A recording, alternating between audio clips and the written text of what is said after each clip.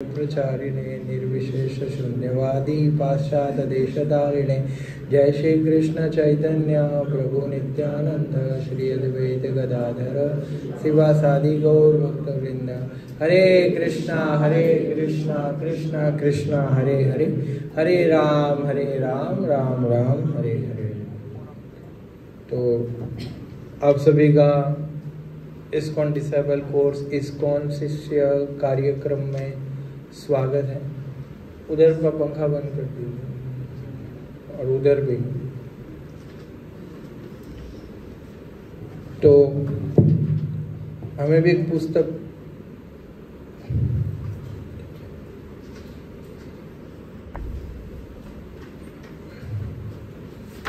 तो ये सबके पास है, सबको दिया गया। आपके पास माता जी? अच्छा ठीक है। हाँ ओके, आपके पास? हाँ आपके पास प्रभु जी? अच्छा लिखना आता है आपको? अच्छा चलिए कोई बात नहीं। तो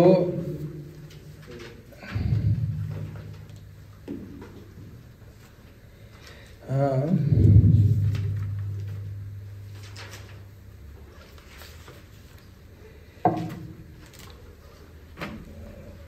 तो सबसे पहले हम ये कोर्स के कुछ नियम होते हैं या फिर पूरा का पूरा कैसा रहेगा वो देखेंगे, फिर हम उसका प्रारंभ करेंगे। एसी बढ़ा दीजिए ताकि गर्मी ना लगे। तो ये कुछ नियम है, मतलब क्लास में कैसे रहना चाहिए एक विद्यार्थी को।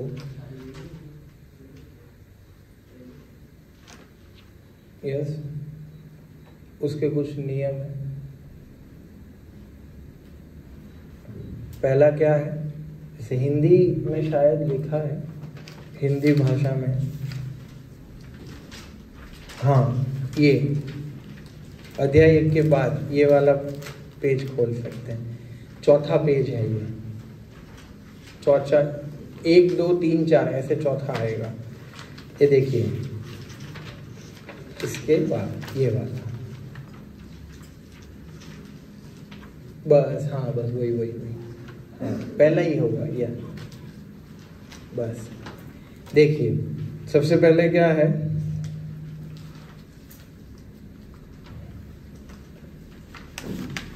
अच्छा वो क्लास के नॉर्म्स इधर नहीं दी गए, ये तो दूसरा है, पर ये हम इधर चर्चा करेंगे। इधर देखिए, पहला है we will be present for entire course. पहला नियम क्या है कोर्स का, कि जितने भी प्रवचन होंगे आज पूरा, फिर मंगलवार को, बुधवार को और गुरुवार को हम सभी में आएंगे, कोई भी मिस नहीं करना है। कोई भी अगर एक आध लेक्चर में नहीं आ पाया तो फिर उसको बोला नहीं जाएगा कि इसने ये कोर्स खत्म किया और उसको मूल्यांकन के रूप में सर्टिफिकेट फिर नहीं दिया जा सकता। तो सबसे पहले है कि भाई 100% हाजिरी देना आवश्यक है, ये पहला नियम है। दूसरा क्या है, we will raise hand to contribute. अगर कुछ प्रश्न पूछना है या कुछ समस्या है या फिर कुछ बताना है, कुछ भी बोलना है, तो हाथ खड़ा करना है। हाथ खड़ा किए बिना बीच में ऐसे बोलते हैं तो ऐसा नहीं बोलना है। तीसरा है, we will value students contribution whether और not be agree with them. अगर आप में से कोई भी व्यक्ति कुछ बोलता है, सही गलत, आप उससे सहमत हो नहीं हो, फिर भी उसको बुरा भला या फिर उसका मजाक नहीं उड़ाना है। चौथा है, we will refrain from side conversation. तो लेक्चर के दरमियान आजू बाजू वालों से बात नहीं करना है। फिर है, we will refrain from making and receiving mobile phone call during the class. अगर क्लास के दरमियान फोन आता है तो साइलेंट पर रखना है, और बहुत इमरजेंसी है, ऐसा लग रहा है कि अभी देश में बम फूट ही जाएगा, अगर हम फोन नहीं लेंगे तो तो फिर अगर ऐसी सिचुएशन है तो आप फ़ोन बाहर जाके बात करके फिर आ सकते हैं, 1-2 घंटा नहीं, 10-5 मिनट। फिर we will observe confidentiality within and without the classroom. अगर इधर किसी ने कोई अपना समस्या बताया या फिर इधर ऐसी कुछ चर्चा हुई तो हम बाहर जाके किसी को कुछ ऐसी बातें जो इधर हुई वो नहीं करेंगे। फिर है कि भाई इधर हम अपने स्टेटस और पोजीशन की, हम ये है, हम वो है, वो उस भावना से बात नहीं करना। इधर हम सब छात्र हैं, ऐसा कि एक छात्र है, मैं इधर पढ़ने आया हूँ या आई हूँ, ये भावना से रहना। फिर है कि भाई हम सभी का मत क्या, हम क्या करेंगे, हरी हरी, हाँ, हम सभी के मत को सम्मान देंगे, यस। और फिर ये सब कुछ क्लास के नियम बताए गए। और मेन ये जो कोर्स है, ये कोर्स का उद्देश्य क्या है कि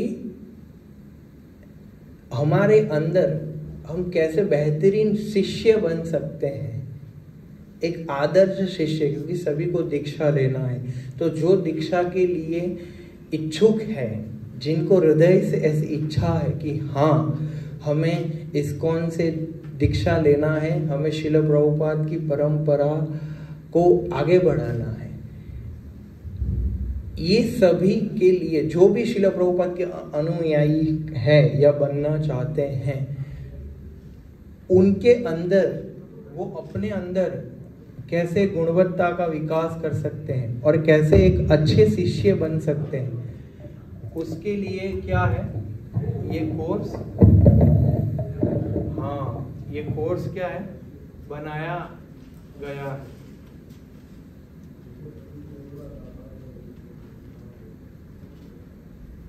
यस, एक ऐसे ढीले ढाले शिष्य होते हैं, एक ऐसे क्या ढीले ढाले शिष्य होते हैं। ढीले ढाले कभी भी उसका कुछ भी हो सकता है, पर इधर ऐसा पढ़ाया जाएगा कि जिससे आप लोग समझ पाओगे कि हाँ आदर्श शिष्य कैसे बनना है। ये कोर्स का पूरा यही उद्देश्य है।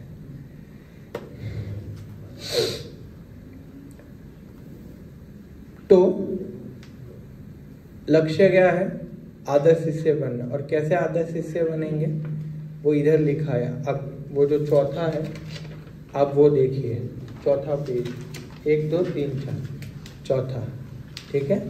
तो चौथे में पहला आप देखिए लिखा है यही, ये जो इंग्लिश में लिखा है वही लिखा है। छात्रों को शिष्य के दीर्घकालिक सिद्धांतों की स्पष्ट समझ प्रदान कर जो श्रील प्रभुपाद की पुस्तकों एवं गौड़ीय वैष्णव के व्यापक रूप से प्रदर्शित है, साथ ही उन्हें उन शिक्षाओं का महत्व समझाकर। यस, तो सबसे पहले हम समझेंगे कि श्रील प्रभुपाद ने जो शिक्षाएं दी है संस्था के लिए वो कितनी महत्वपूर्ण है और वो पूरे संसार के सभी समस्याओं को समाधान है। और ये जो गौड़ीय तत्व सिद्धांत है कि हमारी परंपरा में तत्व सिद्धांत का अर्थ होता है कि सभी लोग भगवान की सेवा करना चाहते हैं। अलग अलग संप्रदाय, अलग अलग मंदिर, सभी लोग, समझ में आ रहा है, सभी लोग भगवान की सेवा करना चाहते हैं। पर श्रील प्रभुपाद की जो ये गौड़ीय वैष्णव परंपरा, हमारी जो गौड़ीय वैष्णव परंपरा और श्रील प्रभुपाद ने किस भाव से भगवान की सेवा की और हम हमारे से क्या अपेक्षा किया श्रील प्रभुपाद ने कि हम कैसे ये परंपरा में एक आदर्श शिष्य बने, वो बातें समझना है या ये बातें आपको समझ में आएगी ये कोर्स के दरमियान। यस। फिर आगे हैं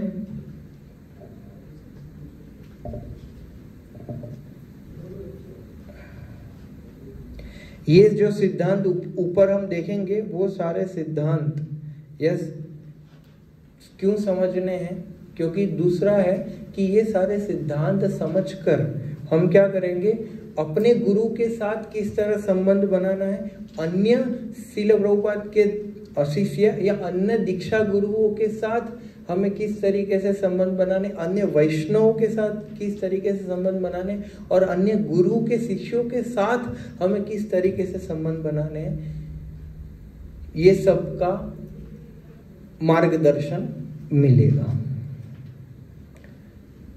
फिर है एक शिष्य होने के नाते हमारे अंदर कौन से गुण चाहिए और कौन से गुण अभी है और कौन से गुण हमें विकास करने हैं, ये आपको ये कोर्स के बाद आपको समझ में आएगा। यस। और अंतिम हमारा उद्देश्य है चौथा कि भाई हम सब ये जो संस्था है उसके लिए दो कार्य करना है, अपने आचरण से आदर्श प्रस्तुत करना है और भगवान के प्रतिनिधि मतलब जो भी हमारे दीक्षा गुरु है, शिक्षा गुरु आएंगे और जो मंदिर के मैनेजरियल अथॉरिटीज भी होते हैं, मंदिर के प्रमुख होते हैं, उप प्रमुख होते हैं, उन सब की जो अपेक्षा है हमसे कि हम इस प्रकार से सेवा करें, उस प्रकार से हम एक आदर्श भक्त के चरित्र का निर्माण करना। यस। ताकि हम शाश्वत जो जीव है वो भगवान के पास गोलोक धाम जा सकते हैं। कैसे? एक आदर्श शिष्य बनके। आदर्श शिष्य का अर्थ होता है केवल अपने दीक्षा गुरु का सेवा करे या फिर उसको इतना पता है ये मेरे दीक्षा गुरु और ये हमारे परम गुरु श्रील प्रभुपाद है, ये नहीं। आदर्श शिष्य उसको बोलते हैं कि जो सभी वैष्णवों के साथ संयोग पूर्ण, सारे वैष्णवों के साथ, सारे इस्कॉन के भक्तों के साथ मैत्री पूर्वक संबंध, अच्छे संबंध बनाकर जो जीवन में भक्ति करता है वो एक आदर्श शिष्य है। सभी के साथ उसका अच्छा संबंध और अच्छा व्यवहार होता है। यस। तो ये पूरे कोर्स का ये पहला एक प्रश्न है। क्या प्रश्न है? किस प्रकार मुझे शिष्य के रूप में सुधार करने की आवश्यकता है। और भी एक निवेदन है आप सभी से कि आप जो भी अपना नोटबुक लाए हो उसमें आप लिखेंगे, उससे अच्छा है कि आपको ये जो दिया गया है इसमें अगर आप लिखेंगे तो बड़ा अच्छा रहेगा। ये सारे दिन को ये लाने, इसलिए देखिए इधर हमेशा जगह खुला छोड़ा है, मतलब कि इसमें हमें लिखना है, इसमें समझना है। यस। और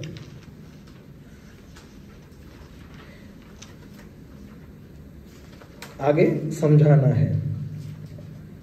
तो ये आपको सोचना है। क्या? आपको ये सोचना है। पूरे कोर्स के बाद आपको पता चलेगा कि आदर्श शिष्य के गुण क्या होते हैं और मुझे मेरे अंदर कौन से गुण हैं और मुझे कौन से गुणों का विकास करना है, ये समझना है। यस।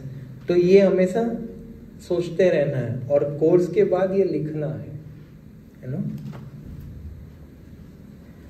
और फिर हम पूरे कोर्स के सिद्धांत क्या है, क्या बताना चाहते हैं? सबसे पहले बताना चाहते हैं श्रील प्रभुपाद पूर्व प्रतिष्ठित शिक्षा गुरु की पूरे समय के लिए इस्कॉन संस्था में पहला शिक्षा गुरु कौन है?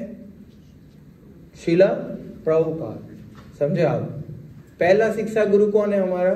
श्रील प्रभुपाद। और हम जितने भी लोग हमारे काउंसलर होते हैं, फैसिलिटेटर होते हैं, सेवा इंचार्ज होते हैं, सर्विस अथॉरिटी, सारे जितने भी इस्कॉन अन्य जितने भी लोगों के हम प्रवचन सुनते हैं वो सब क्या है? श्रील प्रभुपाद के प्रतिनिधि। वो सब किसको फॉलो करते हैं? श्रील प्रभुपाद को फॉलो करते हैं। तो आप एक बात समझ लीजिएगा कि अगर एक व्यक्ति कुछ बताता है और श्रील प्रभुपाद कुछ बताते हैं तो दोनों का मैच दोनों एक ही समय पे एक चीज बताते हैं, तो हमें किसको मान्यता देनी है, किसको प्राधान्यता देनी है? शिला प्रभुपाद को, क्योंकि वो हमारी संस्था के संस्थापक आचार्य हैं और हम शिला प्रभुपाद के अनुगत्यों में रहकर भक्ति सीखेंगे। इवन हमारे जो दीक्षा गुरु है वो भी शिला प्रभुपाद के आदेशों का पालन कर रहे हैं। तो पूरे सब समय के लिए इस्कॉन संस्था में अगर किसी की शिक्षाएं चलेगी तो वह है शिला प्रभुपाद की शिक्षा चलेगी। बाकी सब शिला प्रभुपाद की शिक्षाओं को आगे बढ़ाने के लिए है। समझ में आया? फिर दूसरा है इस्कॉन एवं परंपरा के प्रति निष्ठा, कि भाई इस्कॉन मेरे जो दीक्षा गुरु है या हमारे जो इस्कॉन के भक्त हैं और शिला प्रभुपाद की जो परंपरा है वो मुझे सक्षम है गोलोक धाम पहुंचाने के लिए, मुझे कृष्णा की सेवा में लगाने के लिए और कृष्णा के चरणों में अनुरक्ति उत्पन्न करने के लिए। ये परंपरा ही एक माध्यम है मेरे लिए।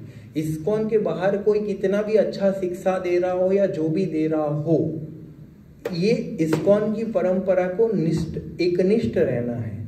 जिसको भी इस्कॉन से दीक्षा लेना है उसके लिए 100% है कि इस्कॉन के बाहर के कोई भी संत महात्मा या बाबा जी वृंदावन या कहीं के भी बाबा जी हो, कहीं कोई भी संत हो, सबका सम्मान होना चाहिए, पर किसी के प्रवचन नहीं सुनने चाहिए। इस्कॉन के बाहर का कोई भी भक्त का प्रवचन हमें नहीं सुनना है, नहीं सुनना है, नहीं सुनना है। हाँ, आपको सुनना है तो फिर आप योग्य नहीं हो इस्कॉन से दीक्षा लेने के लिए। तो इसीलिए इस्कॉन से अगर आप लोगों को दीक्षा लेना है तो शिला प्रभुपाद के जितने अनुयायी हैं उनमें आप सुनो।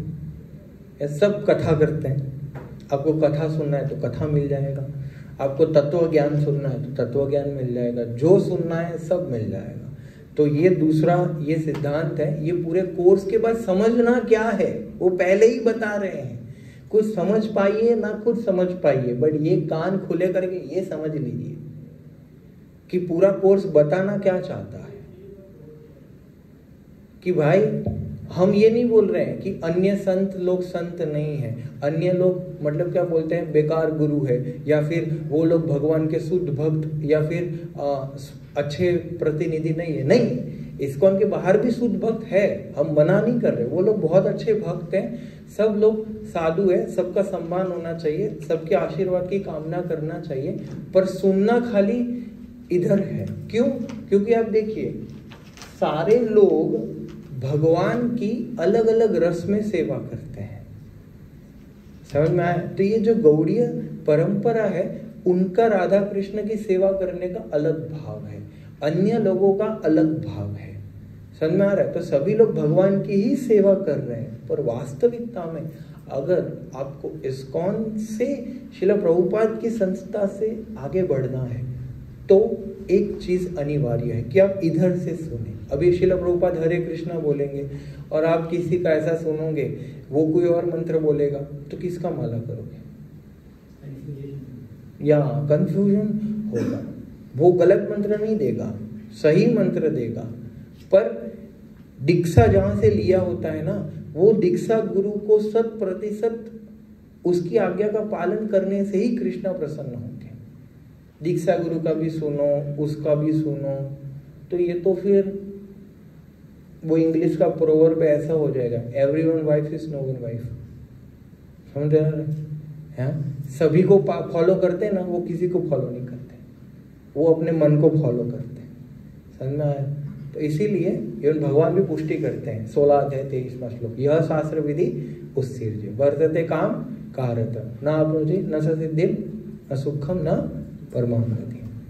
तो जो अपने मन से आचरण करता है ना उसको ये संसार में कोई सुख मिलता है, ना शांति मिलता है, ना उसको कोई परम गति प्राप्त होता है।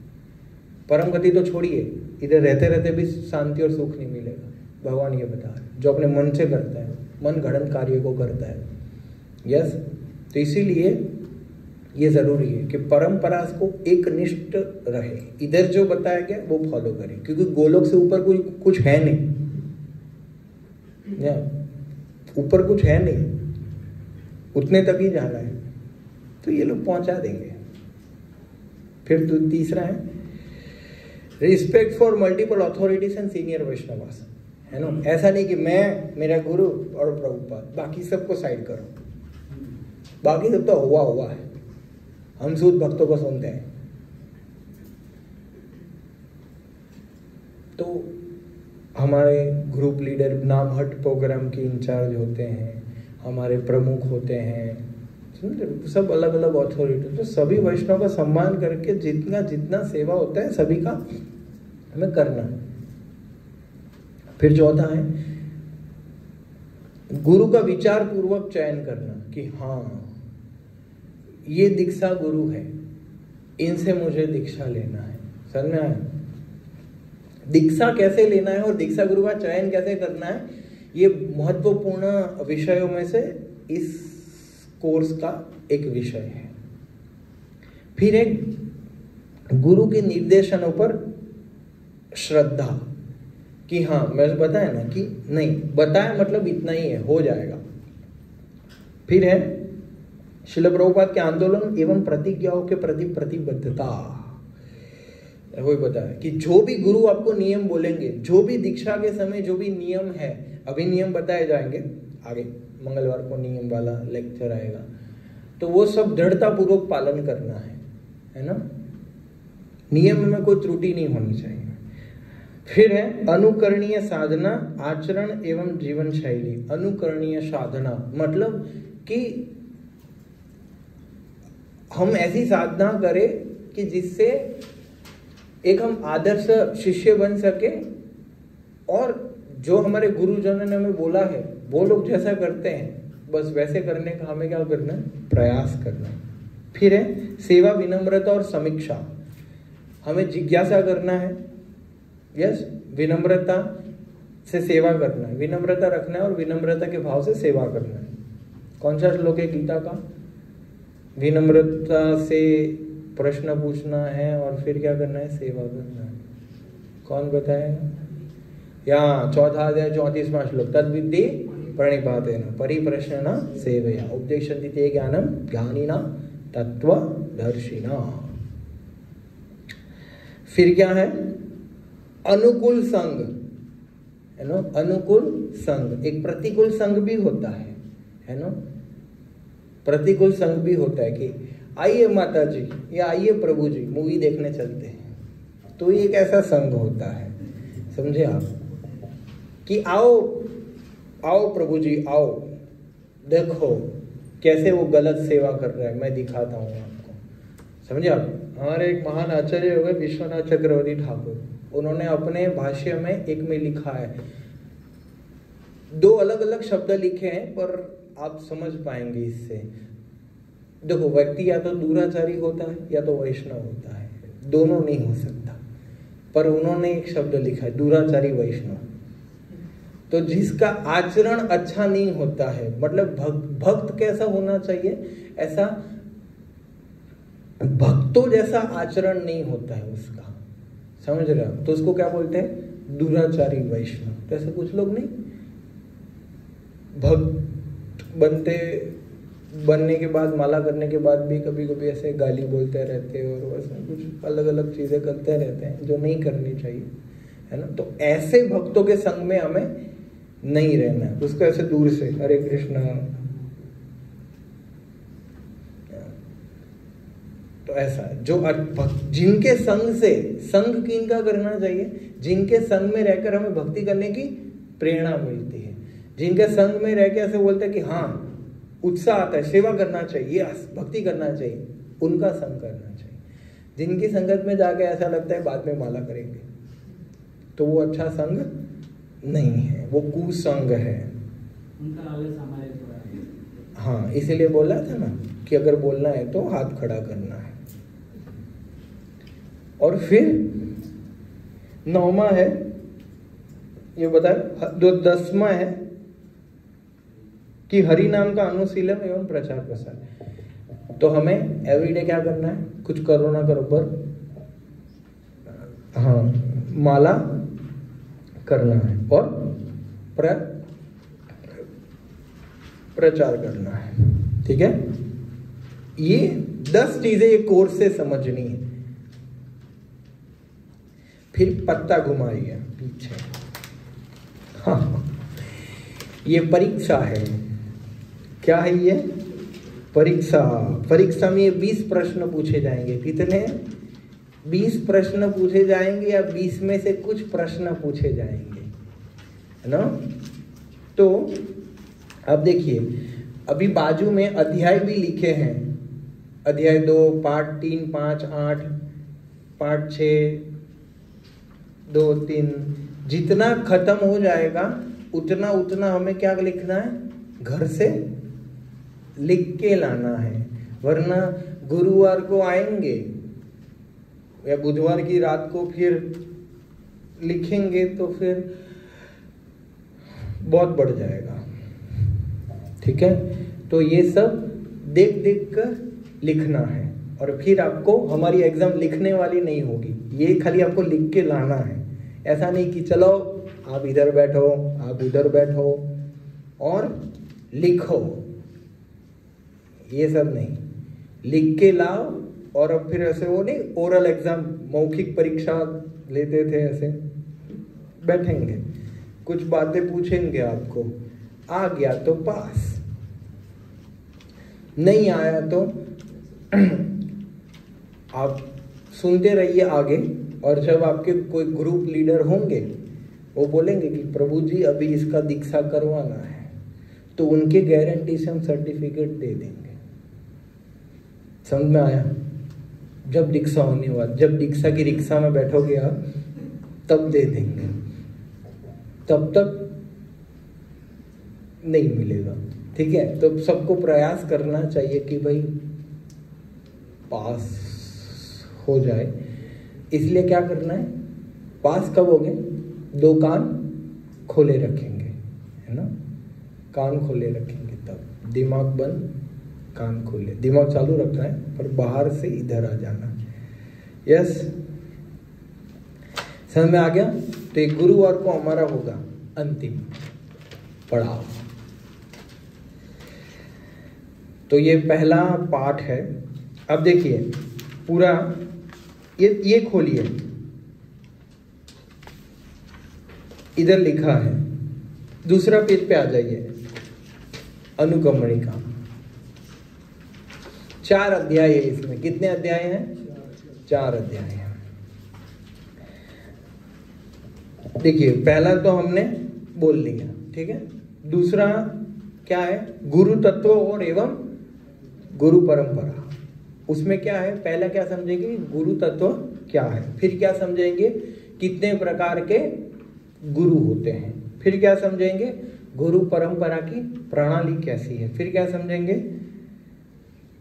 गुरु के जाने के बाद ऋत्विकवाद का खंडन करेंगे। ऋत्विकवाद सही है? ऋत्विक क्या होता है? वो हमने कोई लड़के का नाम सुना होगा, पर ये एक अलग ऋत्विक है या? तो एक प्रकार का गलत सिद्धांत है, वो भी पढ़ेंगे।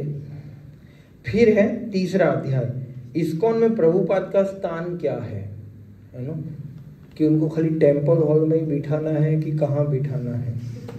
तो वो प्रभुपाद के स्थान क्लियर करेंगे कि हमारे जीवन में प्रभुपाद का क्या स्थान रहेगा, इस्कॉन में प्रभुपाद का क्या स्थान है। कि वो इस्कॉन के संस्थापक आचार्य है, चैतन्य महाप्रभु के एकनिष्ठ शुद्ध प्रतिनिधि हैं, और इस्कॉन का भविष्य क्या है वो हमारे पर आधारित है। फिर चौथा अध्याय, इस्कॉन के गुरु, इस्कॉन का गुरु का मनोभाव क्या होता है, इस्कॉन के दूसरे अधिकारी हैं और उनके निर्देश, और इस्कॉन के बाहर के गुरु कैसे देखा जाए। तो ये सब आपको पहली इकाई में पढ़ाया जाएगा, ठीक है। ये यूनिट 1 है।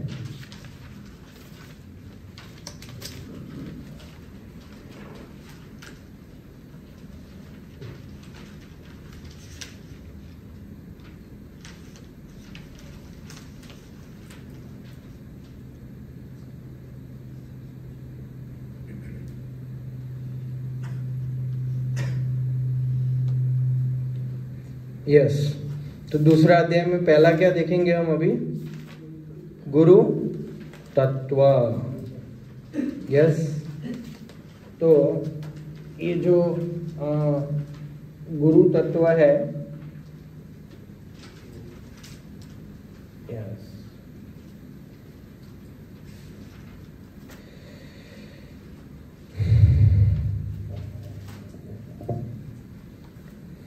तो गुरु तत्व में चैतन्य चरितामृत में गुरु तत्व का श्लोक के ऊपर वर्णन आया है कि गुरु तत्व क्या है। तो आप देखिए कौन सा श्लोक दिया गया है? आध्यात्मिक गुरु श्री कृष्ण से अभिन्न है। यस, क्या लिखा है? गुरु कृष्ण रूप अन्य शास्त्रेण प्रमाणे गुरु रूपे कृष्ण कृपा करे न भक्त गणे। यस, तो सभी शास्त्रों के अनुसार गुरु क्या है? कृष्ण से अभिन्न है ना? और वो गुरु रूप में शिष्य का क्या करते हैं? उद्धार करते हैं। तो कोई बोलेगा कि अच्छा गुरु ही भगवान है? नहीं बोलते लोग सतगुरु भगवान, समझा? पर हमारे मंगल आरती में अगर अटेंड करते होंगे तो पता होगा क्या बोलते हैं? साक्षात हरित्वेन समस्त शास्त्रे उक्तस्य था व्यथ एव सद्भि। इसका अर्थ क्या है कि साक्षात हरित्वेन समस्त शास्त्र, के समस्त शास्त्रों के अनुसार गुरु क्या है? भगवान हरि से अभिन्न है। क्यों अभिन्न है? फिर बताते हैं। किंतु प्रभुर्य प्रियव तस्य वंदे गुरु से चरण। क्योंकि ये जो गुरु है वो कृष्ण के बड़े प्रिय जन है, इसीलिए वो हरि से अभिन्न है। जैसे आप देखिए कोई बड़ा व्यक्ति होता है, जैसे कोई मंत्री होता है, तो मंत्री का एक प्रतिनिधि असिस्टेंट होता है। तो मंत्री जो बोलेगा वो वही बोलेगा आपको कि आप अंदर जाओ, बाहर जाओ, कल आओ, बाद में आना, फोन करना। यस, तो ऐसे ही कृष्ण के प्रतिनिधि क्या है? गुरु। तो जो कृष्ण का जो संदेश है, कृष्ण क्या है? हमारे बांसुरी बजाने में व्यस्त होते हैं, क्योंकि हर बार सबको ऐसे पर्सनली जाके ज्ञान नहीं दे सकते। तो इसलिए उन्होंने क्या है? गुरु बना के रखे हैं कि भाई जाओ मेरे संदेश का क्या करो, तुम प्रचार करो। उन्होंने कार्य क्या किए हैं? दूसरों को दे दिया है। तो जिनके माध्यम से कृष्ण हमें बतलाना चाहते हैं सही गलत, उसको हम क्या बोलते हैं? गुरु। क्या समझा? तो कृष्णा का संदेश है, भगवान का संदेश, वो गुरु हमें सुनाते हैं। यस,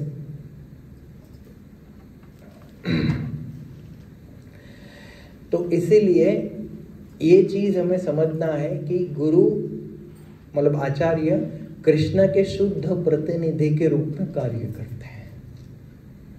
यस, इसीलिए उनकी बात कभी टाली नहीं जा सकती। गुरु का वचन यानी कि साक्षात भगवान का वचन, मतलब इतना श्रद्धा होना चाहिए कि गुरु बोल रहे हैं मतलब कृष्ण साक्षात बोल रहे हैं। भगवान अगर बोलेंगे आपको तो नहीं करेंगे, करेंगे। इसीलिए ये समझाया जा रहा है, समझे आप? इसलिए पहले ये तत्व समझ लेना बहुत ज्यादा जरूरी है कि गुरु है कौन वास्तविकता में। क्योंकि हम सब भारत में जन्म लिए हैं, है ना? आगे आ जाइए, दिखते नहीं हो आपके, आगे आ जाइए। तो गुरु है कौन?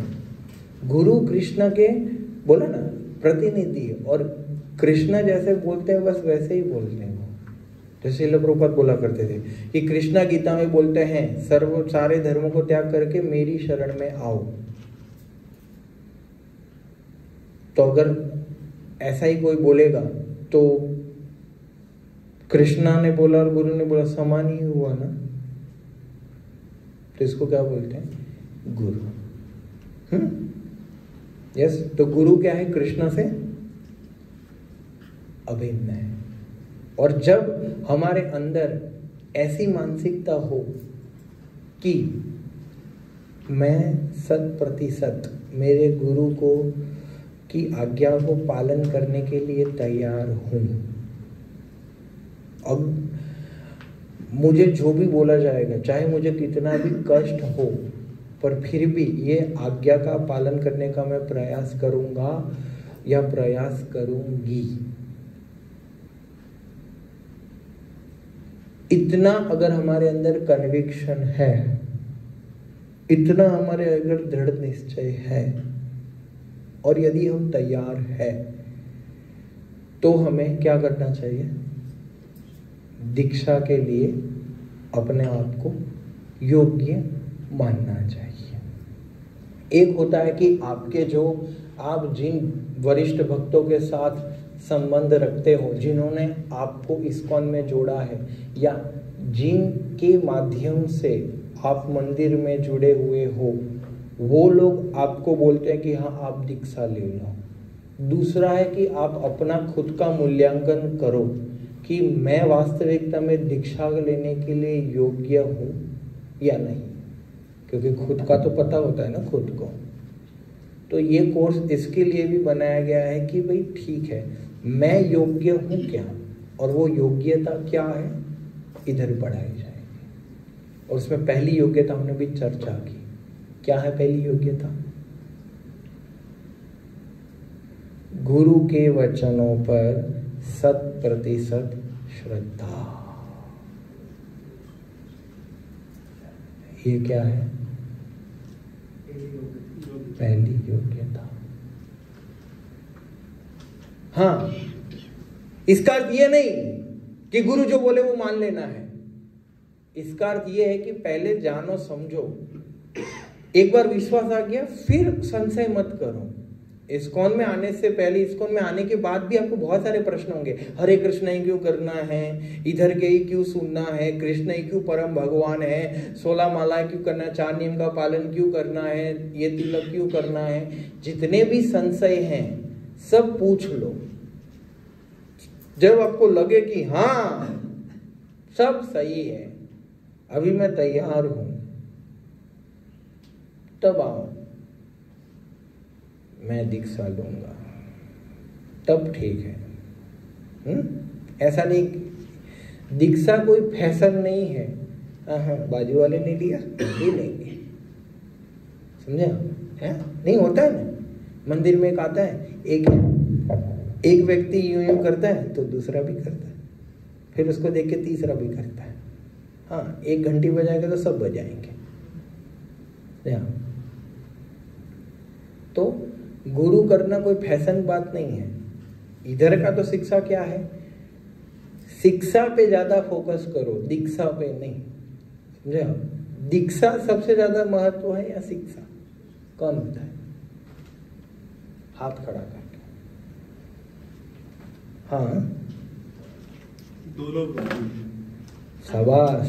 क्योंकि थोड़ा सा एक्सप्लेन, तो क्योंकि बिना दीक्षा के, बिना गुरु के भगवान नहीं मिलने वाले, और बिना ज्ञान जो मिलने वाला है गुरु से मिलने वाला। ठीक है, बताइए प्रभु जी। प्रभु जी, दीक्षा का अर्थ है इन क्लास। जैसे हमें प्रथम जन्म लेते हैं गुरु से, दीक्षा वहाँ से लेने के बाद हमें शिक्षा प्राप्त देने वाले हैं अन्य शिक्षा गुरु। हमें का गागा मैंने जब तक जहाँ तक हो सके शिक्षा गुरु वो हमें सिखाएंगे, तत्व वो सिखाएंगे। दीक्षा अगर तो हम लोग दीक्षा ग्रहण लेते हैं तो गुरु से दीक्षा लेने के बाद दीक्षा गुरु हमें हर एक चीज़ बताते हैं। उसकी भावार्थ, उसका तोड़, उसका सब कुछ सीखने के लिए हमें शिक्षा गुरु की जरूरत पड़ेगी। नहीं तो हम लोग ये सोच सकते आगे की कोर्स कर नहीं पाएंगे, जैसा आपने शिक्षा गुरु की आवश्यकता भी है। प्रश्न ये था कि शिक्षा महत्व है या दीक्षा? गुरु तो दीक्षा गुरु भी महत्व है, लेकिन शिक्षा गुरु की महत्व, गुरु नहीं, शिक्षा और दीक्षा दोनों का बात कर रहे, गुरु का बात नहीं कर रहे इधर। शिक्षा की तो महत्व बहुत है। हाँ हाँ, मानता है। जब तक ज्ञान नहीं होगा कि परमेश्वर हाँ हाँ हाँ, तब तक हम हाँ, कुछ भी नहीं जान पाएंगे। हाँ। मैंने दीक्षा के बारे में और हाँ, यस। तो एक्चुअली क्या है पता है, वास्तविकता में शिक्षा सबसे ज्यादा महत्व है। क्योंकि आपको पता है दीक्षा के, अभी आप क्या कर रहे हो दीक्षा के पहले?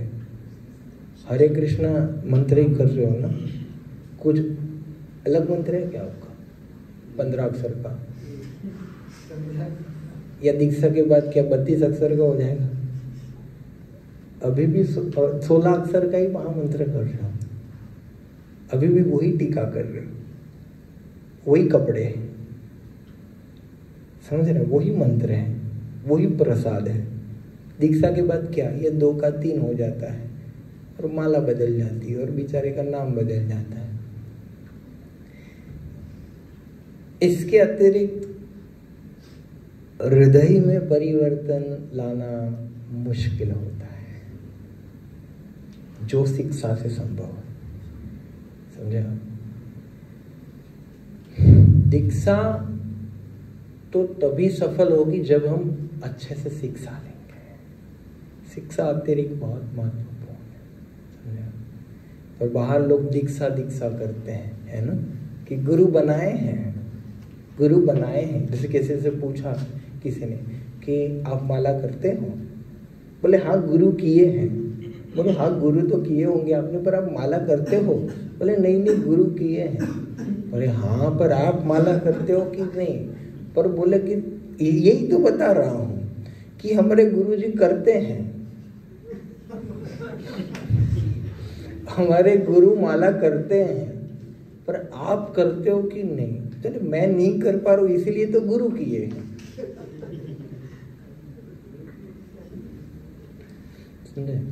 तो ऐसा नहीं है। जैसे नहीं पुरोहित, पुरोहित का अर्थ क्या होता है?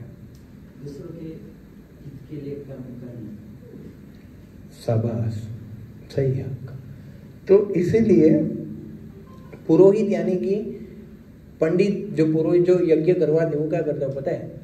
हम नहीं कर सकते इसलिए हमारे बिहाफ में क्या करते हैं, एक पुरोहित जी हमारे बिहाफ में वो मंत्रोच्चारण करते हैं और हम क्या बनते हैं? यजमान बनते हैं। क्या बनते हैं? यजमान। वो हमारे बिहाफ में वो यज्ञ करवाता है, उसको पुरोहित बोलते हैं। समझा? तो लोग क्या समझते हैं कि जैसे यज्ञ ऐसे होता है, ऐसे मंत्र जाप भी गुरुजी करना, हम आपको खाली रोकड़ा देंगे, कवर देंगे, फिर आप हमारा कवर कर लेना। समझे? तो ऐसा नहीं है। इधर आपको आपका माला खुद करना पड़ेगा। गुरु तो करेगा, गुरु करेगा तो गुरु जाएगा, आप रह जाओगे। तो ऐसे होगा प्रसाद आप लोग पेट बाजू वाले का भरेगा, ऐसा नहीं हो सकता ना। तो खुद को करना पड़ेगा। तो वो शिक्षा के माध्यम से समझना है ना। ऐसा नहीं कि दीक्षित भक्तों को बहुत मान मिलता है, दंडवत प्रभु जी दंडवत, वो तो है ही, पर शिक्षा अच्छे से लो तो समझ में आता है ना।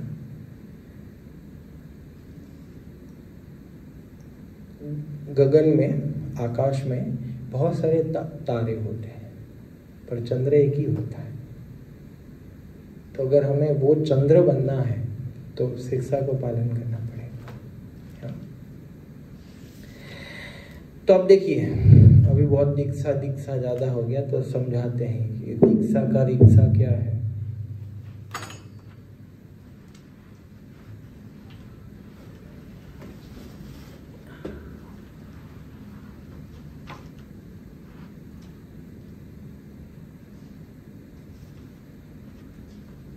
क्या लिखा है? इसका अर्थ क्या होता है? दी मतलब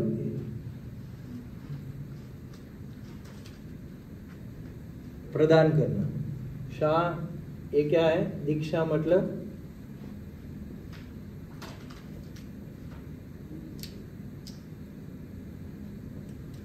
दिव्य ज्ञान।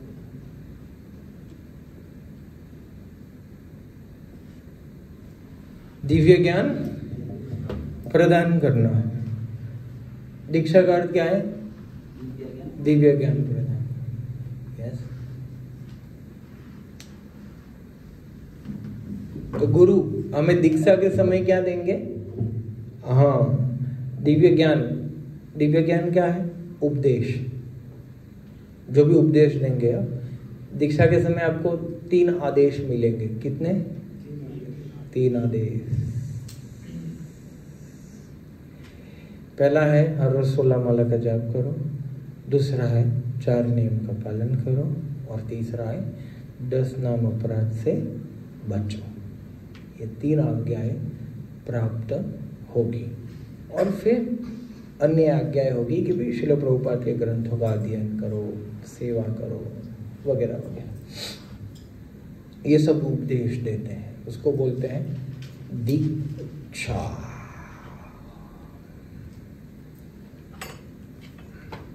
और भी भागवत में से भी कोटेशन है। यस, कृष्णा स्वयं बताते हैं। क्या बताते हैं?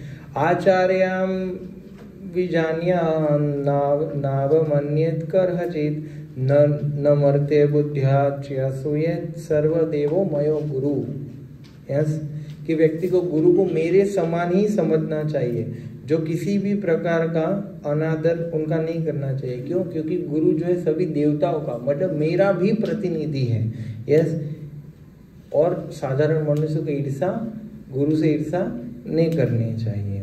यस, और कोई फिर किसी का संशय हो, अगर कोई साधारण मनुष्य समझता है तो फिर इधर बताया गया कि अगर गुरु को कोई साधारण मनुष्य समझता है तो उसको क्या होता है? सर्वनाश हो जाता है। मतलब वो कभी भी भगवान के धाम नहीं पहुंच पाता, पर उल्टी जगह चला जाता है। ऊपर भगवान का धाम है तो सबसे नीचे क्या है? नरक। तो उधर चला जाता है वो व्यक्ति। समझना? तो इसीलिए व्यक्ति को गुरु की आज्ञा का अवहेलना नहीं करना चाहिए। तो यदि जो आज्ञा मिलेगी 16 माला 4 नियम का पालन, ग्रंथ अध्ययन, सेवा, यदि हम पूरे जीवन ये कर पाने में सक्षम हैं तभी हमें सोचना चाहिए। इसीलिए हमें सबसे पहले क्या, इधर आते ही ऐसा नहीं कि तिलक धारण किया, माला ले लिया तो आ जाओ इधर दीक्षा का प्रसाद बट रहा है, लाइन में खड़े रह जाओ। नहीं होता ना ऐसा। 6 महीना, 1 साल, 2 साल 16 माला करो धीरे धीरे।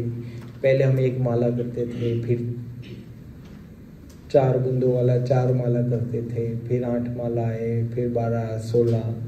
यस, धीरे धीरे होता है ना। फिर हम अपने आप को समझ पाते हैं। पहले हम चुस्कियाँ मारते थे चाय की, फिर पता चले ये तो नहीं पीना है, अरे प्याज लहसुन ये सब नहीं खाना है, फिर पता चलता अरे ये करना। फिर तो ये सब हम अभ्यास करते हैं। हम जब कर पाते हैं फिर हम लगता है हाँ अभी हम कर पाएंगे, तब व्यक्ति को सोचना चाहिए। ये बताया जा रहा है। यस,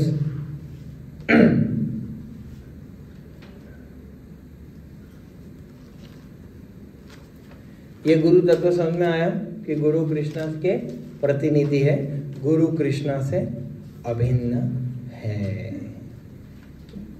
गुरु का आदर अनादर नहीं होने चाहिए। यस, तो अभी बात आया कि भाई गुरु किस प्रकार के कितने प्रकार के होते हैं और गुरु कौन है। यस, ये बात मान लिया कि गुरु की बात मानना है। समझ में आया? पहला पॉइंट, गुरु की बात मानना है और ये सब मानना है। ये सब समझ में आया? यस माता जी।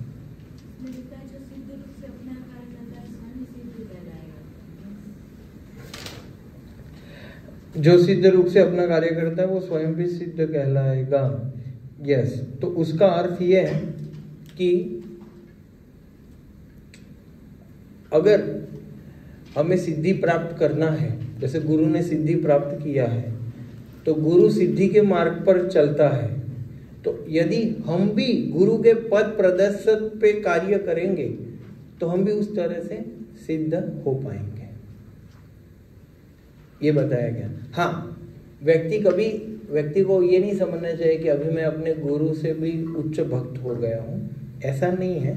पर सिद्धि के मार्ग पर गुरु चल रहे हैं तो हम भी उनका पालन करेंगे तो सिद्धि प्राप्त करेंगे। इसलिए बताया गया कि भाई ओके पालन करके फिर मिलेगा क्या, तो बोले सिद्धि मिलेगी, इसलिए बताया गया। ये सब पढ़ना है फिर आप लोगों को, यस, क्योंकि हमारे पास आप देखो आइडियली ये कोर्स 21 घंटे का है, कितना 21, तो आज 5 और बाकी फिर 4, 9 और 10, हम 21 घंटे का कोर्स 10 घंटे में आप लोगों को पढ़ाएंगे। क्यों? क्योंकि लोग कितना समय ही नहीं होता, तो ऊपर ऊपर से नहीं, जो आपको रिक्वायरमेंट है, मतलब जितना मुझे अहमदाबाद में समझ में आया कि अपने मंदिर में अपने कुछ भक्तों को कितना समझने की आवश्यकता है या इनिशियली कितना समझने की आवश्यकता होती है, कुछ हम नेचुरली पालन करते हैं, बताने की आवश्यकता नहीं है, खाली एक बार बता सकते हैं कि भाई ठीक है, कुछ जानना जरूरी होता है ना, नहीं तो वो आपके प्रश्नों से या आप लोगों को देख के पता चलता है कि इतना जरूरी है, इतना जरूरी नहीं है। तो बेसिक हम एक सिखाएंगे, यस, बाकी फिर डिटेल में पढ़ लेंगे, कोई पॉइंट छूटेगा नहीं, पर एक होता है एकदम अंदर से डिस्कशन, दूसरा होता है कि वो पूरा पॉइंट आपको समझाएगा इस प्रकार से, क्योंकि हमारा हम तीसरी बार पढ़ा रहे हैं, 2 बार हम ऑलरेडी 60 लोग ऑलरेडी पढ़ चुके हैं, अभी आप लोग इतने लोग हैं। तो फिर दूसरा है कि कितने प्रकार के गुरु होते हैं। नैपकिन, यस, तो बोला गया है कि इधर 2 प्रकार लिखे, कितने? 2 प्रकार, दीक्षा गुरु और शिक्षा गुरु। तो दीक्षा गुरु कितने होते हैं? 1 होते हैं। कितने होते हैं? 1 होते हैं, उसमें 2-5 नहीं बना सकते। कितने लोग दीक्षा लेते हैं? एक ही व्यक्ति दीक्षा देता है ना। वो क्या करता है? हमें परंपरा से जोड़ता है। क्या करता है? परंपरा से जोड़ता है, यस। और क्या देता है? आध्यात्मिक नाम देता है। क्या देता है? हाँ, मंत्र प्रदान करते हैं, हरे कृष्ण महामंत्र, जो ऑलरेडी हमारे पास है। शिष्य की प्रतिज्ञा को क्या करता है? स्वीकार करता है। और दीक्षा के समय सारे पापों से हम मुक्त हो जाते हैं, पाप हमारे ले लेते हैं, क्योंकि गुरु जब तक हमारे पाप नहीं लेंगे तब तक हम आध्यात्मिक प्रगति कर नहीं पाएंगे, कितना भी कर लो प्रयास। और शिक्षा गुरु क्या देते हैं? उपदेश देते हैं। दीक्षा गुरु ने जो भी बताया है वो पालन करने में हमें मार्गदर्शन प्रदान करते हैं, सहायता करते हैं, उसको क्या बोलते हैं? शिक्षा गुरु। क्योंकि आप देखिए वैदिक, अभी हम नॉर्मल में अगर अभी हम समझेंगे इस्कॉन के बाहर से, तो वैदिक पद्धति में कैसा था कि एक गुरु का आश्रम होता था, जिसको गुरु चाहिए वो उधर जाता था। और क्योंकि गुरु इतना भ्रमण नहीं करते थे, एक जगह पे ही स्थित रहते थे, तो इसीलिए लोग एक ही गुरु से दीक्षा शिक्षा दोनों लेते थे, वो संभव था। पर हमारी संस्था क्या है कि हमारी संस्था अंतर्राष्ट्रीय संस्था है, और हमारे जो अभी जो दीक्षा गुरुजन हैं वो एक जगह पे ऐसे बैठते नहीं हैं, वो क्या है? भ्रमण करते रहते हैं, प्रचार करते रहते हैं। और एक महाराज के अगर 5, 10, 15, 20 हजार शिष्य हैं, यस, किसी महाराज के तो 40, 50 हजार शिष्य हैं, तो एक साथ कितने लोगों को 1 to 1, आपको कोई प्रॉब्लम है तो हाँ गुरु महाराज, कितने लोगों को बात करेंगे? फिर उनको कुछ और करना होगा कि नहीं करना होगा।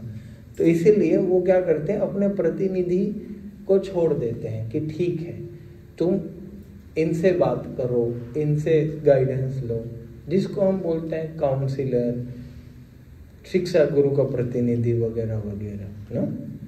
आदर्श रीत से एक काउंसिलर भी होता है, पर एक शिक्षा गुरु होता है। तो शिक्षा गुरु में कैसा रहता है कि दीक्षा गुरु का जितना आध्यात्मिक स्तर है शिक्षा गुरु का उतना ही आध्यात्मिक स्तर होता है। मतलब वो लेवल का कोई व्यक्ति होता है, वो शिक्षा गुरु होता है। और जो हमें सेवा में लगाते हैं, हमें साधु संग प्रदान करते हैं, उपदेश करते हैं, छोटी मोटी सहायता करते हैं, उसको फिर हम काउंसिलर बोलते हैं कि हमारे ग्रुप लीडर है, प्रतिनिधि है। तो ऐसे काउंसिलर होने से अच्छी बात है। शिक्षा गुरु है, काउंसिलर जो भी है, मतलब कहने का अर्थ है कि किसी वैष्णव के साथ गुरु के अलावा भी दीक्षा, ऐसा नहीं कि हमारे तो दीक्षा गुरु है और प्रभुपाद है, दीक्षा हो गई उसके बाद किसी से मिले ही नहीं। हम अपना अपना भजन कर रहे हैं, भजन कर रहे हैं या भोजन कर रहे हैं, पता नहीं क्या कर रहे हैं, पर कुछ तो कर रहे हैं, यस, जिससे कुछ हो नहीं रहा। तो दीक्षा के बाद भी हमारा एक ऐसे व्यक्ति के साथ संबंध होना चाहिए जो अच्छी तरीके से मंदिर में सेवाओं में लगा हुआ होना चाहिए, और फिर हमें सेवा मिलती रहनी चाहिए और हमें उपदेश भी मिलते रहना चाहिए। मतलब किसी वैष्णव के मार्गदर्शन में हमें क्या करना है? सेवा करना है। क्या करना है? हाँ, मार्गदर्शन में सेवा करना है। वरना क्या है, हम तो बस आते हैं, पता है करना क्या, हरे कृष्ण करना है, सब लोग यही बताते हैं, समझे? तो ये किसी के साथ जुड़ना बहुत ज्यादा जरूरी है। तो ये शिक्षा गुरु दीक्षा गुरु समझ में आया? उसको शिक्षा गुरु और शिक्षा गुरु के प्रतिनिधि बोलते हैं, यस। और इधर आगे बता रहे हैं, ये पेज में अगर आप देखेंगे तो दीक्षा और शिक्षा गुरु दोनों क्या है? समान है, दोनों में कोई अंतर नहीं है, यस। और आगे बताया, ये वाला पेज खोलिए।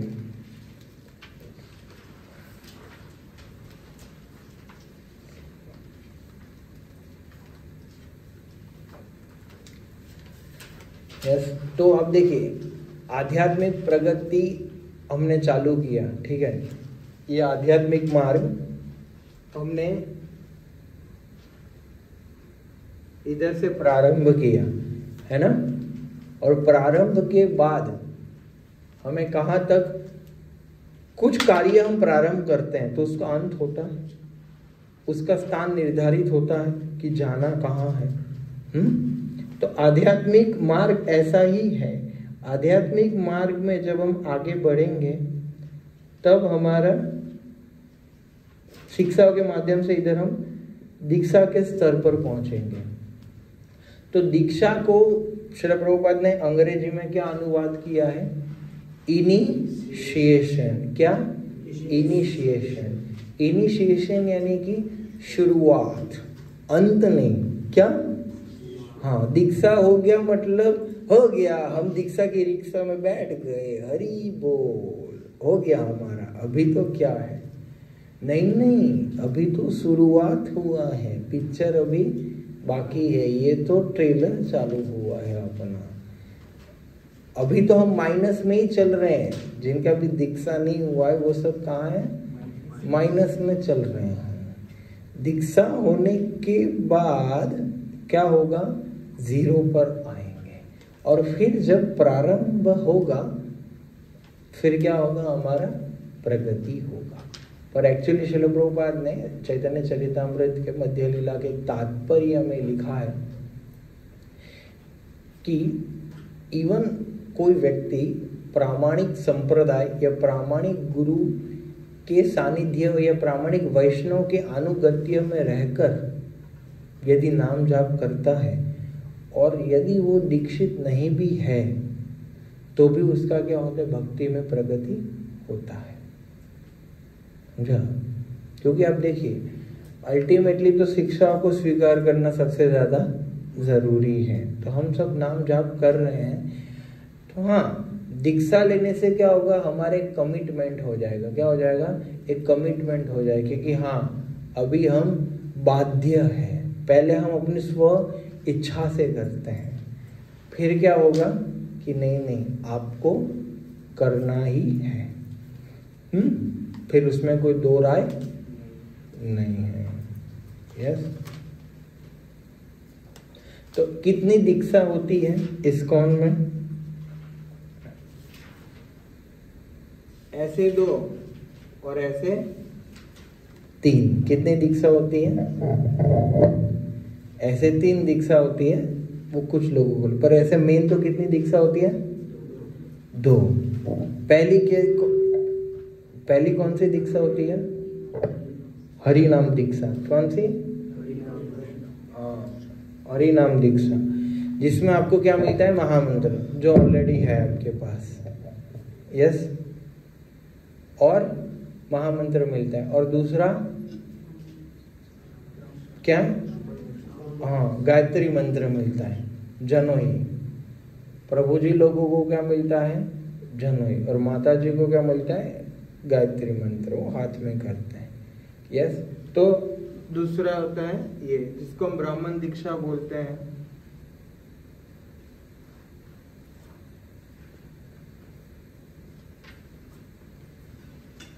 ब्राह्मण दीक्षा और हरि नाम दीक्षा।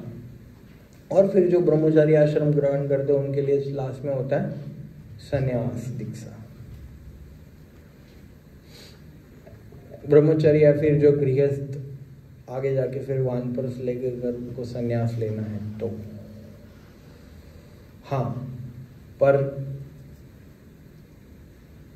जो माता जी है उनके लिए तो यही है कि भाई उनको गृहस्थ आश्रम स्वीकार करना है और उनको विवाह करना है। प्रभु जिसके लिए होता है कि भाई आप सब ब्रह्मचारी या फिर संन्यास ले सकते हो। ठीक है, ये वैदिक प्रणाली है, इसका ज्ञान होना आवश्यक है।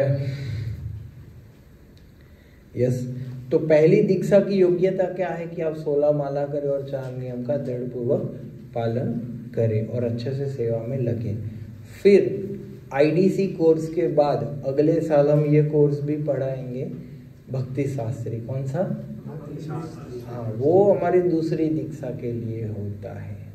जिनकी पहली दीक्षा हो गई उनके लिए भक्ति शास्त्री होता है कि भगवत गीता और अन्य 3 पुस्तकें, उपदेशामृत, भक्ति रसामृत सिंधु और ईशोपनिषद, और बेसिक भगवान की पूजा अर्चना कैसे करनी है, आरती करना है, भोग लगाना है, सेवा कैसे करनी है, वो फिर वो भक्ति शास्त्री कोर्स में सिखाया जाता है। वो अगले साल से प्रारंभ होगा। वो दूसरी दीक्षा के लिए या पहली दीक्षा के जो नियम है वो अच्छे से पालन करने के लिए। जिसको भी नींद आ रहा वो लोग खड़े होकर सुन सकते हैं, क्योंकि सोना प्रवचन में अच्छी बात नहीं है ना। एक गुजरात में क्या डायरा चलता है तो उसमें सोते रहते हैं, तो ये वो कोई तो अलग बात है। ऐसा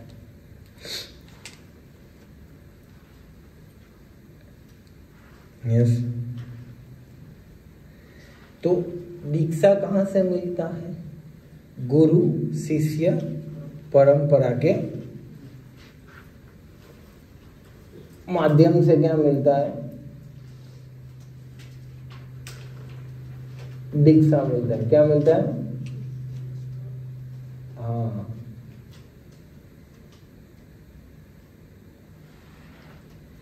यस, तो हमारी ये गुरु शिष्य परंपरा है। अब देखिए,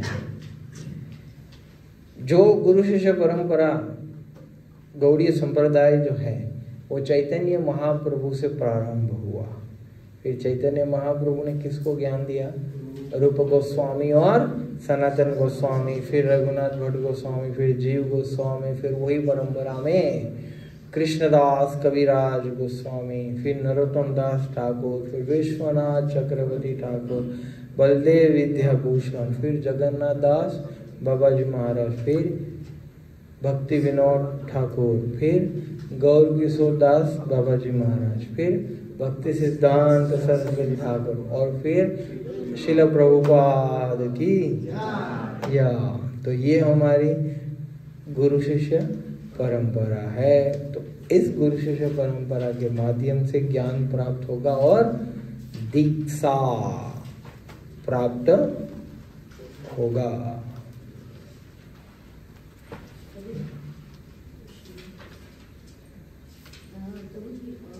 लो कि 4 युग में 3 युग में जो गुरु थे वो जानते थे किस तरह, पहले हमारे जो गुरु है वो एक, और ये कलयुग में हम कैसे जानें कि जो हम गुरु चूज करेंगे तो वो सही है या नहीं, या उनमें वो कलयुग के, क्योंकि ये कलयुग है और इसमें वो विश्वास रखना बहुत मुश्किल होता है। हाँ सही बात है, अच्छा है।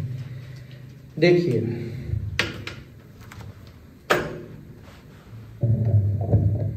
कैसा है कि कलयुग में विश्वास रख पाना संभव है, पर यदि आप शास्त्र देखेंगे तो उसमें बताया गया 3 चीजें बताई गई सही और गलत की पहचान करने में, सही और गलत गुरु की पहचान करने में कुछ चीजें बताई गई। 3 चीजें हैं, साधु, गुरु, SGS फॉर्मूला, साधु गुरु शास्त्र। तो साधु मतलब गुरु और शास्त्र, इधर से चालू करते हैं शास्त्र। यस, गुरु कौन है, क्या बताया गया? चैतन्य महाप्रभु ने गुरु का क्या बताया? क्या नहीं नहीं नहीं, गुरु का क्या बताया? गुरु का योग्यता क्या है? नहीं नहीं नहीं, कौन और बताएगा? जो हमें भगवान के हाँ यस, नहीं वो श्लोक पूछ रहा हूँ, यहाँ क्या बताया गया? कृष्ण तत्व वेत्ता हो से गुरु है। जिनको कृष्ण तत्व का विज्ञान है, विज्ञान का जानकारी है, बंगाली में बोलते हैं। हाँ वो बंगाली है। हाँ, कि जो कृष्ण तत्व बोलता है वो क्या है? गुरु है। आप खड़े हो जाइए पीछे। यस, तो कहने का भाव वही है कि गुरु कौन है? जो हमें कृष्ण तत्व विज्ञान समझाता है। गुरु हमें बताता है, जो कृष्ण ने गीता में बोला है वही अगर बोलता है तो वो गुरु है। समझ में आया आपको? कृष्ण ने क्या बताया? मन मना भव मत भक्तो मदयाजी माम नमस्कुरु मावे सत्यम। यस, कि वो बोलते हैं कृष्ण की पूजा करो, कृष्णा को अर्पण करो, कृष्णा की सेवा करो। हम सब दास है कृष्णा के और हमें कृष्णा की शरण को ग्रहण करना है। जो व्यक्ति ये उपदेश देता है वो गुरु है। समझ में आया आपको? ऐसा कोई सिंग तो नहीं लगे होंगे गुरु के ऊपर, है ना? तो इसीलिए जो हमें सिखाता है सही मार्ग वो गुरु है। जो हमें ऐसा बताता है कि मैं ही भगवान हूं वो गुरु नहीं है। और जो गुरु बताते हैं कि हमें सबको भगवान की सेवा करनी है और कृष्ण भगवान है, भगवत गीता में जो बताए वही बताता है, वो गुरु है। ओके, ऐसे आप समझ सकते हैं। और इस्कॉन में आप चिंता मत करिए, हमारे बहुत सारे 80-90 गुरु है पूरे इस्कॉन में। भारत में कुछ 15-20 रेगुलर गुरु है, बाकी सब अन्य अन्य अलग अलग देशों में रहते हैं। आप किसी से भी दीक्षा ले, आप अवश्य भगवत धाम जाएंगे, क्योंकि इस्कॉन में जितने भी लोग दीक्षा गुरु हैं वो सब योग्य हैं और वो सब बहुत सारी परीक्षाओं के बाद और बहुत वर्षों तक तपस्या साधना और भगवत सेवा करके वो लोग क्या बने हैं? गुरु बने हैं, है ना? इधर ऐसा नहीं है कि 5-10 लाख दे के आपको गुरु बनाया जाएगा, है ना? समझा? हाँ, कोई पोजीशन दी कोई ले सकता है संस्था में, बट गुरु तो हाँ, मोबाइल साइलेंट रख सकते हैं, क्लास का माहौल वायलेंट ना करे।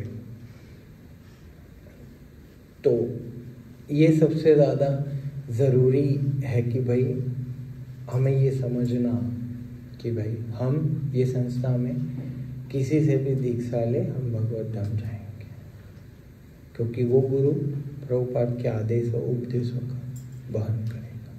यस, ठीक है। तो इसमें लिखा है हमें शिक्षा एवं दीक्षा गुरु स्वीकारने की क्या आवश्यकता है। ये जितने भी बॉक्स है, मेनली आपके बॉक्स देखे जाएंगे गुरुवार को। ये बॉक्स में आपको लिखना है और ये बॉक्स से फिर आपको बोलना भी है ना, वरना पुस्तक के पास ज्ञान होगा तो पुस्तक भगवत धाम चली जाएगी, आप इधर रह जाएंगे प्रसाद खाते खाते।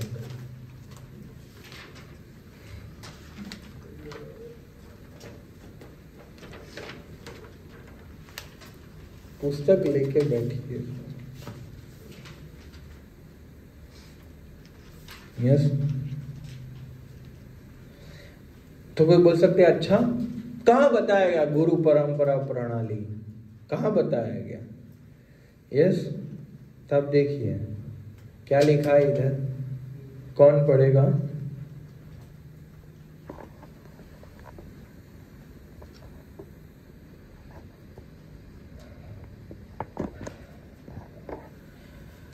कौन पढ़ेगा जोर से,